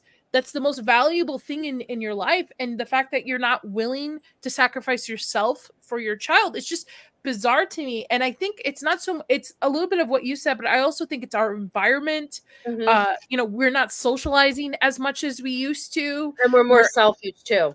Yeah, we're all, social media, we're all inside most of the time. And look at all the things we consume too. It's just, it boggles my mind because even as an older sibling, I would protect my sisters, even as that older sibling. And I just don't understand why somebody could say, nah, I wouldn't kill for my kid. Okay. So I would question that person's whole life, the whole thing, I love it. I can't comprehend that. I would kill for my husband. I mean, I'm there to protect the people that you love, even my dog. Like I said, I mean, I know what you mean. It's a little bit weird, but like, I would, if a dog was attacking my dog, Canoli's asked me this a lot. He's like, if somebody was attacking your dog, another animal, would you shoot that dog? And I'd probably try not to shoot it to kill it, but like injure it. But I would do anything I could to protect those I love. And without question, I don't need a minute to think about it. So it's instinct. It's story time with me. Sorry, I didn't mean to cut you off. No, go ahead. So story time. So where I live particularly is heavily dominated by the sheriff. And I have Australian Shepherds and a Belgian Malinois. So I had a litter of brothers, both Australian Shepherds, and one got out while we were away, while we were working. And my dad came home and found one of the Australian Shepherds ran over. So we thought, maybe he got hit by a car or something. So we were thinking of that. Our neighbor that lived across from us came over, talked to my dad, said like, hey, like I have video. It's this neighbor who lives this far down who has this truck. He was chasing after your dog in his truck and he purposely ran over your dog. Oh, wow. Out, tail up. We're gone. Let's go. Let's go. I got that phone call from my dad and telling me that. And mind you, my brother is a police officer as well. So I'm exploding in front of my brother. He's like, well, since it's county, we can, and it's in my jurisdiction, I can have someone investigate that. So a sheriff came out, investigated, and it is considered damage of property because it is a farmland that we grew up on. And so he gave the guy an ultimatum, like, hey, you pay this family $5,000 for the damage of their property, or I have to arrest you for damage of property. And then also in the video does explain, it does show you driving the truck and you purposely running over the dog. So yeah, we got the money. The guy gave in. We got the money, but the money is not going to replace the love for my Australian Shepherd. But people need to be held accountable for being dicks like that. And I like that there's more laws now to protect animals from like animal abusers are getting the book thrown at them. So I think it's and he did get a charge too for criminal mischief. Because it is county. But yeah, like I said, we did get the payment for it. Yeah, I'm glad that the sheriff did get that charge on him. Because if there was no charge, like he's gonna do it again. If it was my dog, I'm pretty sure he's gonna do it to another farmland property. Other Oh, animals. 100%. Yeah. What a The- piece of crap. I can't imagine harming something so innocent like that. You have to really be not okay. Oh, I'm paranoid about that stuff. Yeah. Yeah. We had over the summer, we had like these little black pellets show up in our backyard randomly on our furniture, and we had no trees around it. And my husband and I were like, what the hell where are these coming from? We would like clean it up. The next day there would be more of them. And we could not figure it out. And I kept Googling and I'm like, is this poison? Is this something? Because I'm like freaking out, thinking somebody's trying to poison my dogs. Like just throwing stuff back there and just letting them eat it and then poison it. I'm like, I wish a bitch would. I swear to I was so loud because the only way it could have gotten in our neighborhood is our adjacent neighbors. I was so loud just to warn them, like, you do not want to fuck with me. You do not want to mess with me. The Arab in me was coming out. I was like super loud about it. I was like, whoever's doing this, I'm totally like, I don't know if this is really poison or something, but I'm, Chris, I'm like, I'm really upset about this, and just like going off on it. And then they stopped showing up. So I was like, okay, you got the message. I am not one to mess with. No, I agree. So do we want to do J.K. Rowling, Barbie, or the Wizard of Oz remake? I think we can probably save some of those. Maybe we can do like the discussing film and the Barbie and then save. Okay. Can do. Should we do discussing film first? Because it'll be shorter. Give me a second. Yeah. You know what? I say yes because I'm a Potterhead and I'll vote everybody. I'm very kidding. for. So I don't know if you saw this, Miss Sassy. I think everybody did. Yes. This is the Yep. stupidest. To me, even if you believe that she's a transphobe, this is not proper way of reporting things, guys. Exactly. Like it's not. It's not. Nope. Known transphobe J.K. Rowling is now reportedly being an active executive producer on Harry Potter series, where she'll be involved in the show decision making. You know what? Fucking good. Thank you. All right. She created. She should have a hand in it. It's hers. Yeah. It's It is her hers. freaking property, man. Like, don't. How about this? I have this new motto for you guys. Ready for this? If you don't like it, don't watch it. There you go. Pack it up and go home. Original idea. Jeez, I'm just so tired of everybody freaking whining. You don't like it, just go away. Just turn it off. Just like Yes. it's Nobody's everything forcing you. doesn't have to be for everyone. Everything is not for everyone. Just find what you like. That's why I don't really care for the Oscars, because I'm like, nobody's gonna tell me what a good film is and what a bad film is. I don't like it either. It's just a bunch of they blow smoke up each other's asses. When I was in the industry, I used to care, but back then it wasn't as much of a political dance as it is now. Exactly. Or at least wasn't as known as a political dance as it is now.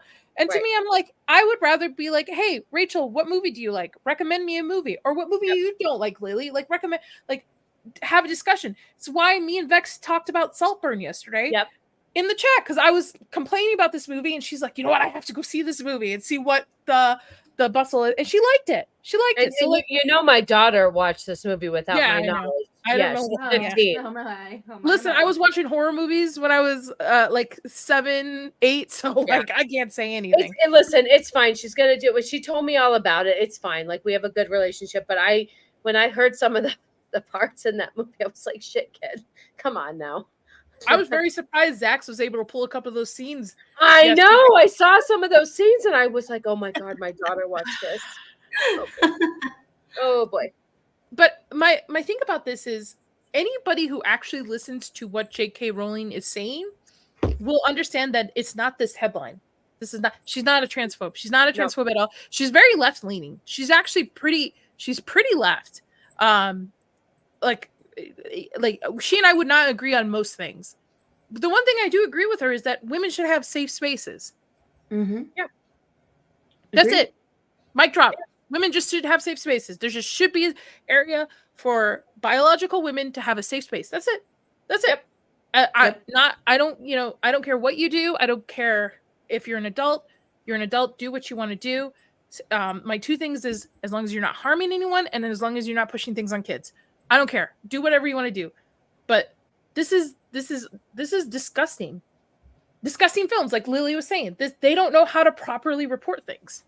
Well, and this actually didn't work in their favor because they actually got Turned off their notoriety from this is that everybody shitting on them versus they just look like jerks. Did they turn off their comments? Oh yeah. Yeah. Of course, And they already know, like, if you have to turn off your comments, you know that what you're posting isn't a good thing. Because Yep. if you want Lily's been posting some really good stuff on Twitter, and the Alyssa Milano thing. I know it's a side Oh note. yeah. She turned off her comments too, and it's like, you guys are chicken shit. If you post something and not allow comments, you know you're wrong. They didn't want to hear this because they know that they're wrong. And even if she was a transphobe, let's just say she was, and she was open about it, that's her business. It's a free country. If you don't want to support her for being a transphobe, that's your prerogative. If you want to hate her for it, that's great too. But leave it alone. That's what I was about to bring up. Like, if you go to that GoFundMe page for her son's baseball team, there's this is a real multiple- thing, by the way. This is real. This is somebody who actually donated $5. Labeled. I can't believe that. That's her net worth is $10 million and she can't pay $10,000. It's not even 10,000. If you go to the GoFundMe, the last time I checked, it was like right under 6. Yeah. So she could just throw them $5,000 and just. I mean, that's are a you drop hurting in the that box bad? for her. Give me a break, lady.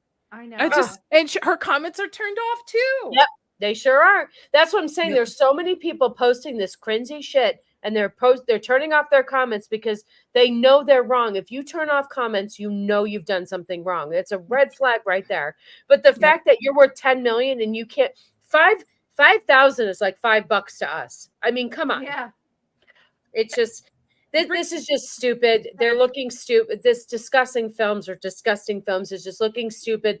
Harry Potter has been around forever. Whatever, there's a lot of things. Like, for instance, if you really stopped watching every actor out there that said something stupid politically, you would not watch anything. Yeah. You wouldn't read any books, you wouldn't watch any movies. You wouldn't listen to music. There's a lot of people. And I feel my whole thing is just keep your mouth shut politically. Have your views, do what you want in private, but leave it separate from what you do as far as an artist. But even if you open your mouth, everybody, like Robert De Niro is my husband's favorite actor. He's making himself look like a piece of shit lately. Yeah. But you know what? You separate the person from their craft. Leave it alone. I agree with you wholeheartedly.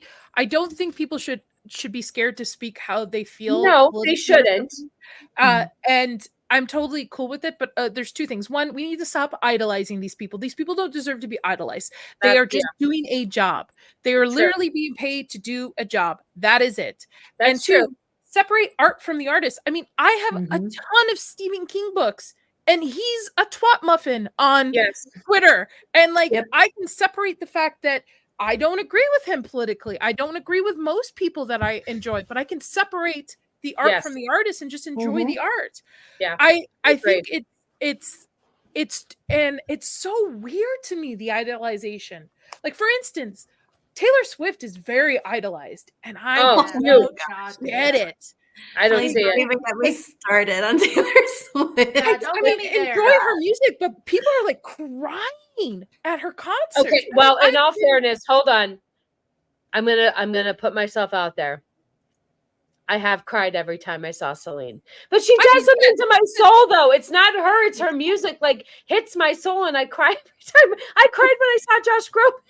I mean, I did too. The crying. I did too. I'm there with you, Sassy. When I was like really little, I used to love Britney Spears, and when I finally saw her in concert, I cried. I mean, that was. I don't know what it is, but I don't idolize them. But like Taylor Swift is beyond though. Like, these people are like, did you guys see the videos that they posted when they had her tour like at the movie theaters? Yeah. Of all the girls that were in front of the theater, like holding hands and like dancing. And I'm like, guys, this is a cult. This is not like fans anymore. It's a cult. The movie I will defend because it was a cheaper way for people to go enjoy the concert. I agree. I did think it was good. So Listen, I feel like when you're going in, smart business lady. There is a reason why she won Person of the Year. I totally get it. I may not be a huge fan of her, but I don't turn her music off when it comes on in the car. It is a guilty pleasure. She's a smart businesswoman, and people are here for it. But idolizing them, I don't idolize Celine Dion. I think it's more of her music that does something for my soul. But her as a person, I don't idolize her as a person. I idolize her voice, her music, and the feelings that I get when I listen to her music.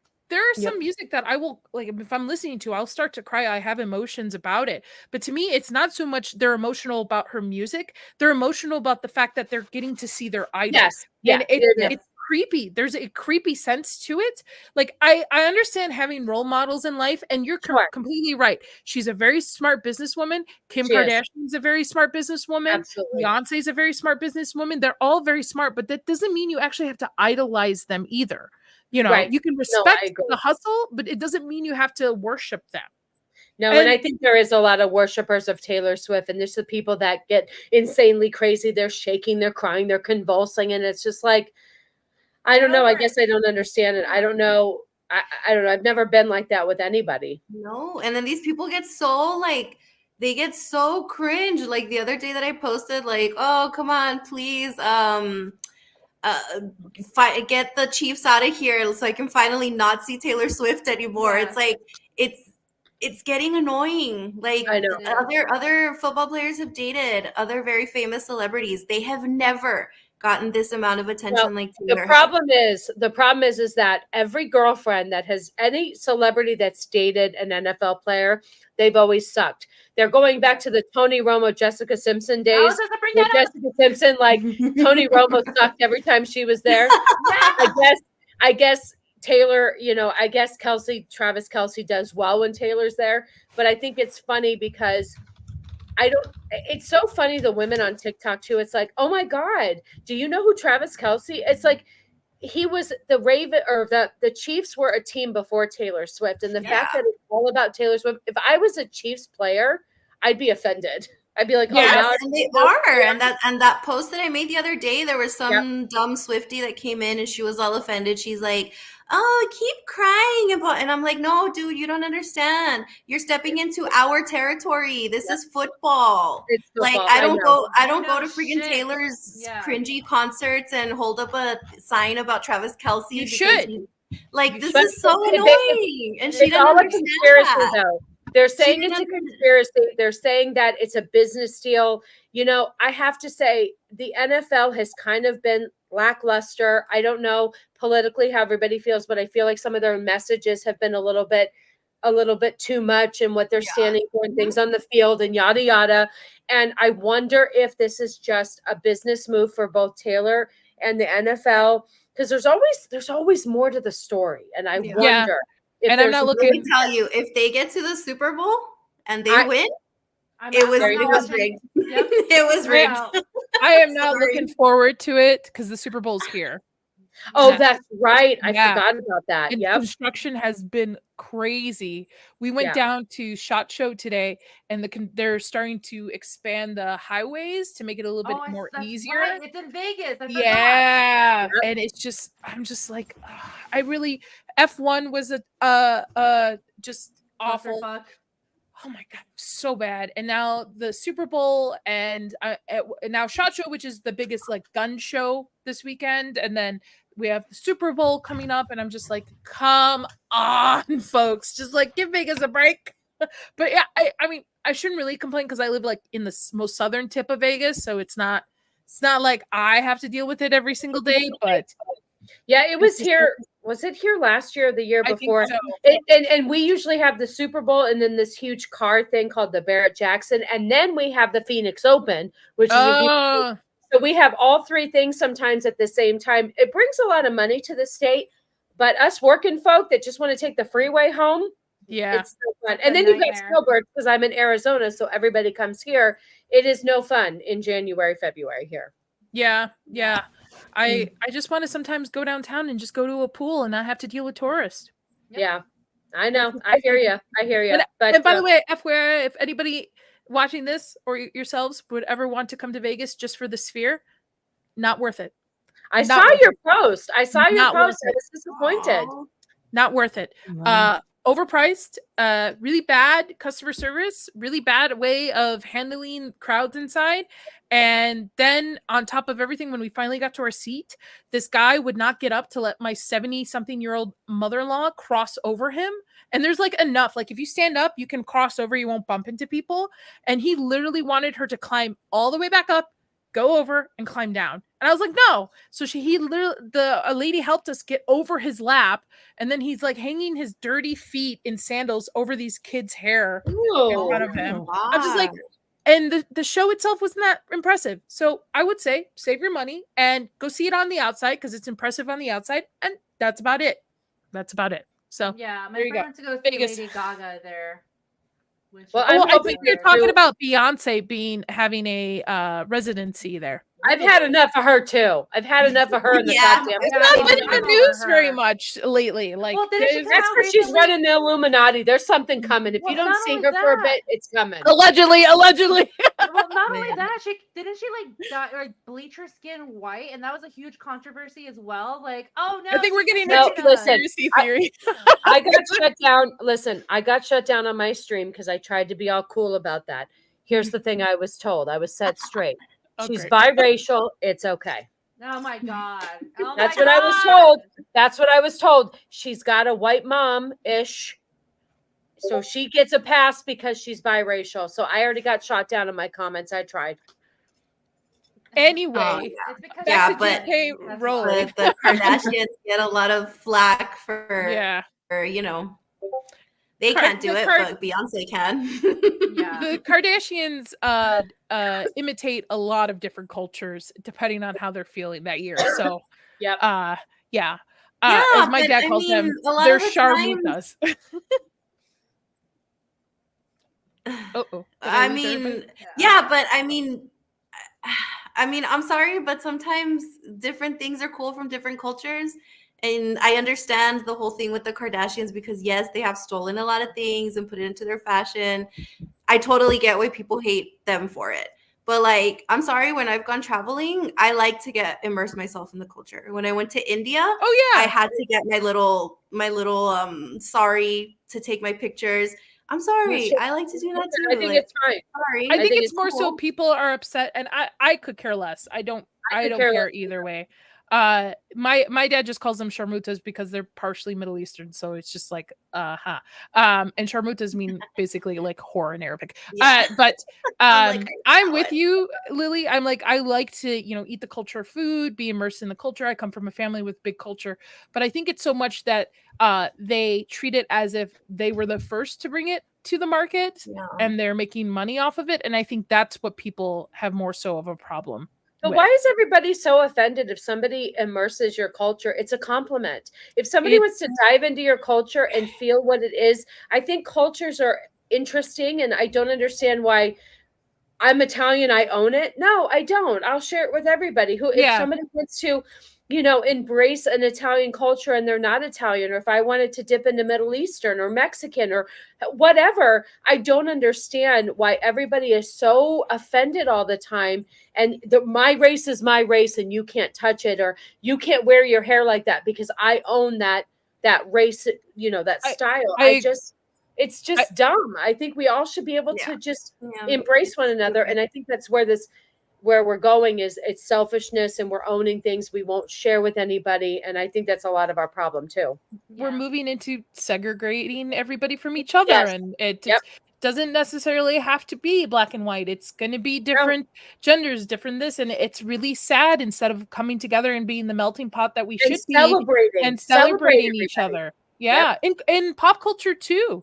I do not like when certain movies or TV shows are meant for a certain type of people. I'm like, why? If I enjoy it, then I enjoy it. If I don't enjoy it, then I don't. Like, I'm not telling everybody go watch Middle Eastern and Irish shows. Like, I'm just like, everybody.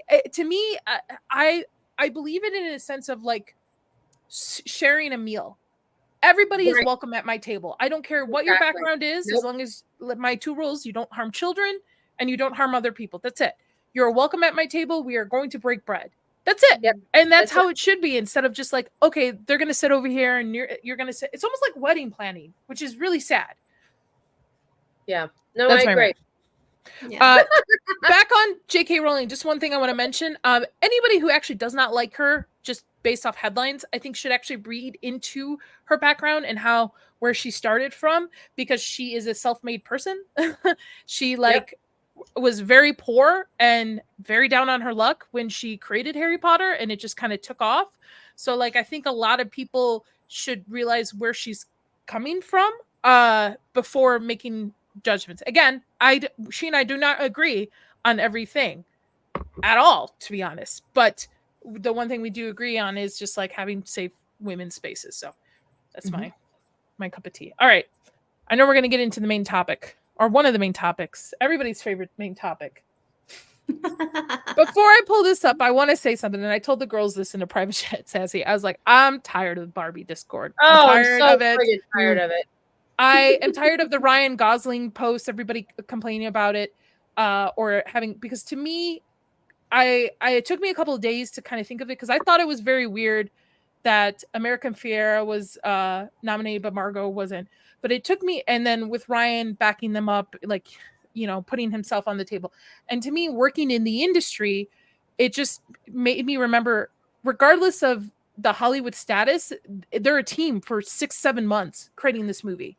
So like when you're a team player, you're going to always support your other teammates. So I feel like him writing that thing about Greta and Margot was more of like, this is my family. This is my family for 6 or 7 months. This is my team. Sure. This is me supporting them. You know, not so much putting himself down. It's just like, we're a family. Let me go there. And plus, I don't fucking care about the Oscars. Regardless, Barbie got kind of shunned, which I don't understand. Didn't they get like 8 fucking nominations on this? The only ones they just missing. That's why award shows are all horseshit in politics.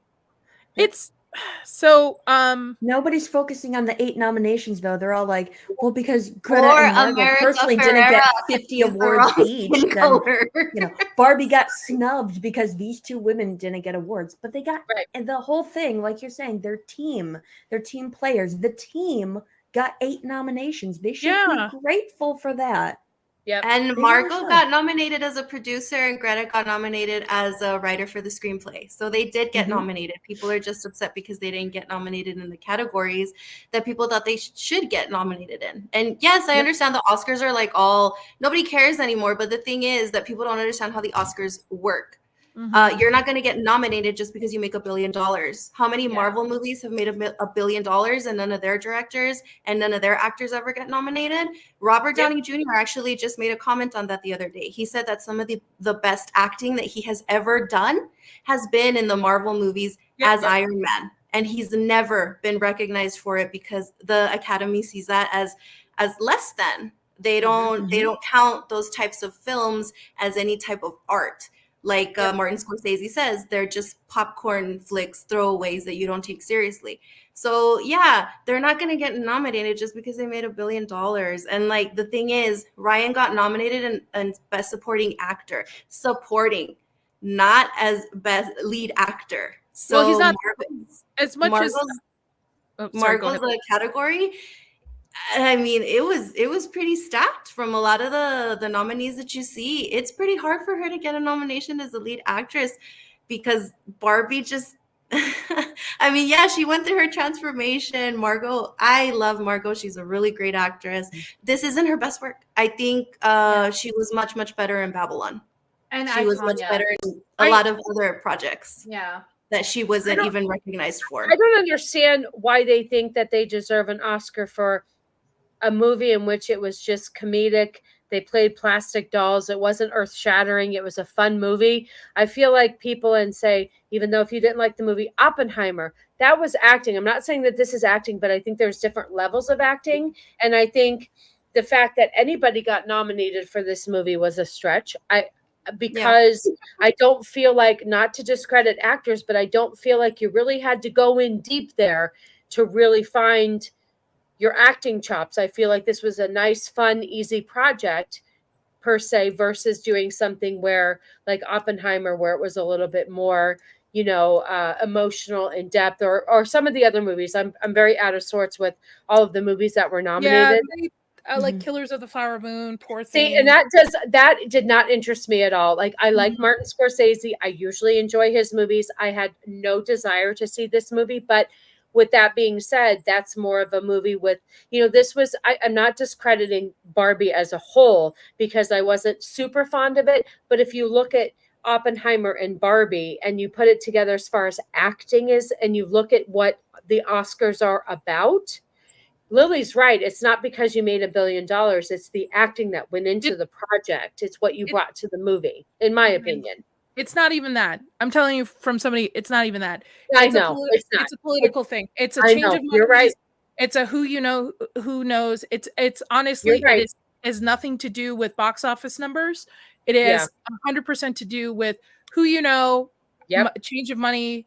And that's the sad part.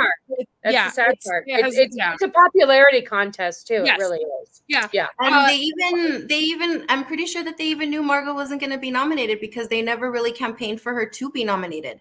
If you noticed, all of the stuff that was coming out about how Ryan prepared for his role as Ken, all of the behind the scenes videos that they released of him as Ken, like they were pushing him. They were pushing him in from his music video and all that stuff. Yeah. To me, it makes sense that he is nominated in supporting, not lead, because at the end of the day, it is a Barbie movie and Margot is the lead of the movie. I understand everybody's obsession with Ken, and Ken is a lot of everybody's favorite, but from a technical, logical point of view of the script and how the movie is made, Margot Robbie and American Fiera is the lead. They're the leads. They are the leads.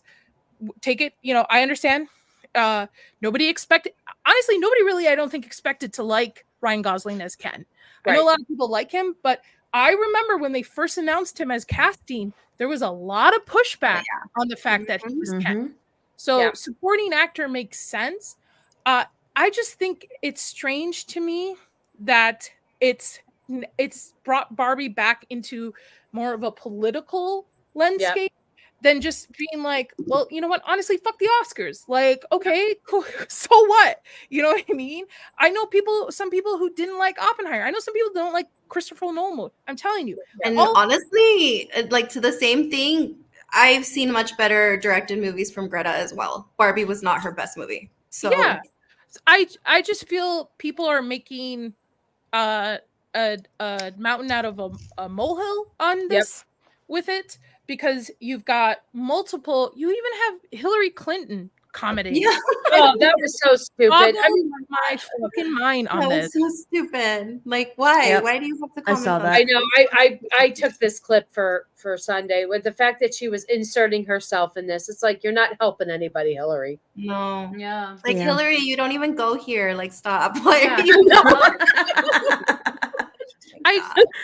I just feel the Oscars it's a waste of time. It's a waste of time and it's a waste of money. And on top of it, how bad people are dealing now with inflation and being able to afford things. And now you expect us to watch 2-3 hours of people in these $1 million gowns with these jewelry and having what about these the gift photos. bags? The gift bag that they go on social media and they're like, look what I got from the Oscars. It's like, great. Well, my grocery bills went up $200 this week, but good for you for having a Gucci watch in your Fendi bag. You know, it is. The Oscars, these award shows, I think, too, are just hypocritical. They're a slap in the face. They're a popularity contest. Nobody votes. Back in the day, it was about who was a better actor. Yes. Now, you're absolutely right. It's all politics. And winning an Oscar now, I don't feel means as much as it used to. No. Well, look how long Leonardo DiCaprio was snubbed. I mean, also blacklisting actors and but look at Martin Scorsese. I'm sorry, say what you will. He's a phenomenal director. What did he I think he just finally won, or maybe not. But if he did, it was in the last 5 years, and he got snubbed every award show. And you can't tell me that he hasn't made one great movie in his entire life. Yeah, it's really honestly it's who you know, and it's a popularity contest for them, and it's sad because to me the most important categories on there are sound effects, people who work 14-16 hours a day post-production to get these movies in, but they idolize only the best supporting actor, best actress, best, why not support also the working people? I mean, I saw the Godzilla -1 reaction of the fact that they were just nominated, not even winning. Was awesome. Nominated. I love that. I hope that they won more because their whole thing was different. They're just the whole aura of their movie and what they did was so different than some of this other shit out there. And I'm tired of the Hollywood thing. It's just enough already. We're just sick of it. We're sick of it. It's always And then it is total BS. I don't like bringing all this stuff up because it's really stupid to bring up.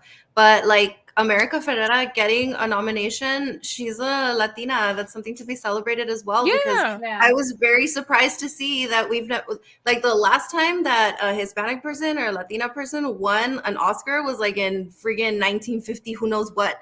And they're claiming that they're so inclusive and they're for everybody. And I mean, that's just a number I threw out, but it's been a long time that they've even been nominated. So like, what's the issue with that? Like, you guys know I love Pedro too. I love his work, and I was cheering for him for award season 2. He lost every single award. And his category, I know for sure that him and Jenna Ortega were nominated for, I think it was either Golden Globes or the Critics' Choice Awards. And yeah, the last time that Latino had actually won was like back in the 90s. And it's like, really, how are you guys over here being such hypocrites, claiming that you're so inclusive and you're for everybody when, I mean, I'm sorry, but we don't have a lot of Latino people that get nominated. No, or they're even for everybody but the Latinos. That's the problem. They're focusing on everybody else. They're not inclusive. They have this little box of who they want to check. Yeah, and the thing is that I've never really seen a lot of the Latinos complaining about it. We're just like, okay, I guess we didn't do a lot of our job that great that we don't deserve a nomination, I guess.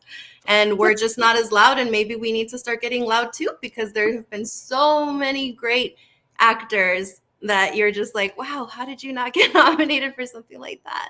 And of course, no one's talking about America Ferrera because boo-hoo, Margot Robbie and Greta Gerwig didn't get a nomination.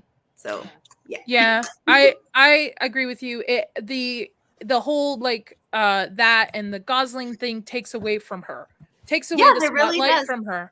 And what I didn't like either is, yes, this is like a big he is showing support for them because yes, he did enjoy being in the movie and everything, but like I love the guy, but also the way that they worded it wasn't the best because he's like, yeah, it's very disappointing that like Greta and blah, blah, blah. And then at the bottom, he was like, oh, but I'm happy for America. Way at the end. Yeah. Isn't he married to a Latina woman? Yes, too? he is. Ava Longoria. Yeah. Mendes. Oh my God. Yes, you're right. I think this is just a way to bring Barbie back in the news, to be honest, because it was such a polarizing movie for everybody, right? Everybody was on one side or the other. You were assumed to be something. Miss Sassy jumped off, probably having technical difficulties. It's okay. I understand she's probably sick of Barbie too. I'm fucking sick of Barbie. I even like the movie. I am one of the few people in our community that likes the movie, that really likes the movie, not just because of Ryan Gosling. Like, I actually love Margot Robbie and American Ferrera's performance. I really enjoy it. It like I just start to finish, but I think this is just a way to bring it back to just create even more division between people during the season. Yeah, so I don't know what happened with Sassy. Yeah, everyone has to play a victim because they want the attention, and they'll create anything and anything. Yeah, anything in their mind to get the attention. And the whole fact that if Greta and Margot wasn't nominated, but they hate women, yet America was nominated, makes absolutely no sense. So anybody who tweets that stuff, you obviously don't do your research, and you don't support America then. Yep. I'm saying just and not the just actress the and the country. No, yeah. I'm We're talking about the actress. Yeah, so I don't know. That's crazy. Like I mean, you know my opinion on the movie, but I'm happy for America. I mean, that's a really great accomplishment. I'm not going to take away from that because it's awesome. And you know what? I hope she wins. I hope she does too. But I'll tell you right now, personally, I won't be watching. I might watch Odin's like stream about it, like his award season, but it's because they're so cringe. Oh my gosh, they're so cringe. Like I've had to sit for them because of Pedro, and I've hated every single second of it. It's so cringe. Like only these people find themselves funny. Yeah. It's crazy. Well, we're at time and we lost Sassy. Wait, she's back. She's back. Yay, you're back. Welcome back. What happened? Oh, you're muted. You're muted. There's no audio, honey. Nope, still no audio.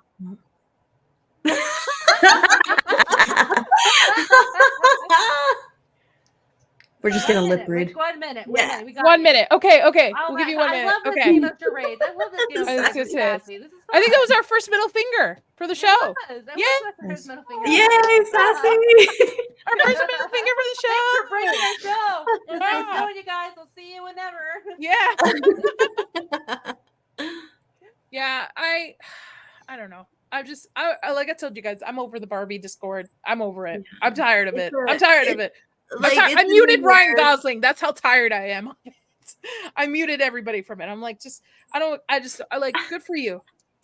That's about it. I got to worry about paying my water bill. I rather worry about that than this. There's Okay, hold on. life issues happening. Can you hear me? Yes. Yes. Okay, We got so you. I had to take I'm such an old lady. I had to take my hearing aids out because it wasn't working and it was running through. My internet just took a shit. It just went down. So I'm on my cell phone. No. Well, I'm That happened to me last gonna let week. you your full screen. Tell the people where you're at and where they can Okay. find you. Thank you. So sorry. Okay. I'm so sorry. Were you ending the show? Yes. So tell people Okay. where they can find you. Up close and personal. You can find me on Sundays at Mrs. Sassy Sasquatch on YouTube. I do a Sunday Sassy stream where I kind of talk about the stuff the girls talk about, not gaming stuff because I don't know any of that stuff, but I do try. So I am usually Sundays 11 a.m. Pacific Standard Time, right? Oh, and then 2 p.m. Eastern. You can find me on Sundays. And then one Friday a month, just listen, follow my YouTube community page and you'll be able to find me. And I'm on the Twitter. I'm on the Twitter as well. On the Twitter? Okay. Very cool. I am so sorry that it had to end this way, but thank you Oh, so you're much fine. for having me. Oh, we love having you. You're definitely gonna Yes. be Oh back. my You're gosh. definitely 100% gonna be back. Like, Oh, I will this come is back it. anytime you want me to come back. I just hope that I don't know, Cannoli sent me a text message and I think it was like that we're having an outage or something, but everything just Oh, completely bummer. shut down. And so all I have is my phone. no. Oh, you're fine. Wow. We're ending the show. Anyway, Lily, tell the people where you're at, where they can find Oh you no, next. full screen. There you go. Sorry. All right, guys. Well, you can find me over on Twix at 300 Mares. What am I doing? That's a good question. Okay, so I'm doing shorts for Midnight's Edge Espanol. And then we're also going to be covering episode 10 of the Zorro series that just came out on Amazon Prime tomorrow. So we're going to be streaming that tomorrow on, I believe, Polly's channel, Latino Slant, and on Midnight's Edge Espanol, if you guys want to check it out. It's actually been a pretty good show. I'm enjoying it. Well, tune in for thoughts. And then, of course, Game of Thrones stream on Mondays on Legion Talk. And then we're also doing our Friday night stream, just kind of talking about pop culture as well. But anything that's going on, you can find it on my Twitter. So yes. And thank you guys. We had a really great show. Thank you, Sassy. Oh, I had so much fun. I didn't get to, can you hear me okay? I didn't get to Yeah. stream with Lily last time. So this I is know. so much fun. Oh my gosh. I'm so happy. We're gonna go with Miss Oh, Dr. Rachel. Tell the people where they can find you next. hey everyone. You can always find me on Twitter, Sauron_cosplay. I post all my stuff there, memes, news, whatever.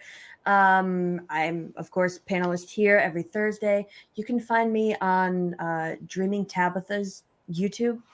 Tomorrow we're doing a group art stream, which is going to be really fun. And then not this weekend, but the following weekend, I will be at MegaCon. So you can find Ooh, me yes. all over the place at that convention. Very That looks cool. so fun. Looks so fun. I was actually supposed to be on with you tomorrow, but I had some prior engagement with Tabitha. Oh, But no. hopefully we'll be able to do something soon, all of us. Yes. That would be fun. Know me without you. Tell the people where you're at. Yeah, you can find me on Twitter at Know Me Without You and on my YouTube channel, Know Me Without You. I also do shorts for Midnight's Edge Espanol. You can catch me there doing shorts for them. And this Saturday, because it's been a long time, because I have another job that keeps me occupied, but this Saturday I will be on Screaming Into the Void with Samuel the Infamous. Yeah, I usually do a Friday stream, but I won't be available for that one. But yes, if I'm retweeting it, chances are I will be there hanging out with them. Very cool. Very cool. And myself, I am part of the Inside All Day podcast. Saturday, we will be over at Inside All Day Gaming, one of our new channels, for our session 2 for our D&D stream. We have Mando, Shadowhawk on there, my husband, another friend. So please go ahead and subscribe to that channel as well if you're into D&D. Chris and I will also have some solo stream gaming streams coming in the future to that channel. Next week I'm on Zach's again. Next Wednesday we're going to be talking about paranormal stuff, and then I believe Miss Sassy and I next Saturday will be on a stream with Vex talking about some spicy stuff. So again, follow me on Twitter. I'll post everywhere where I'm at. Otherwise, I hope everybody has a good night, and thank you for joining, and thank you again to our guests. Thank you so much for showing up, Miss Thank you, Sassy. We love having Thank you, you. Sassy. Anytime. Thank you for having me. I appreciate you, ladies. Have a good night, everybody. Bye. Take care. Bye. Bye-bye. Bye.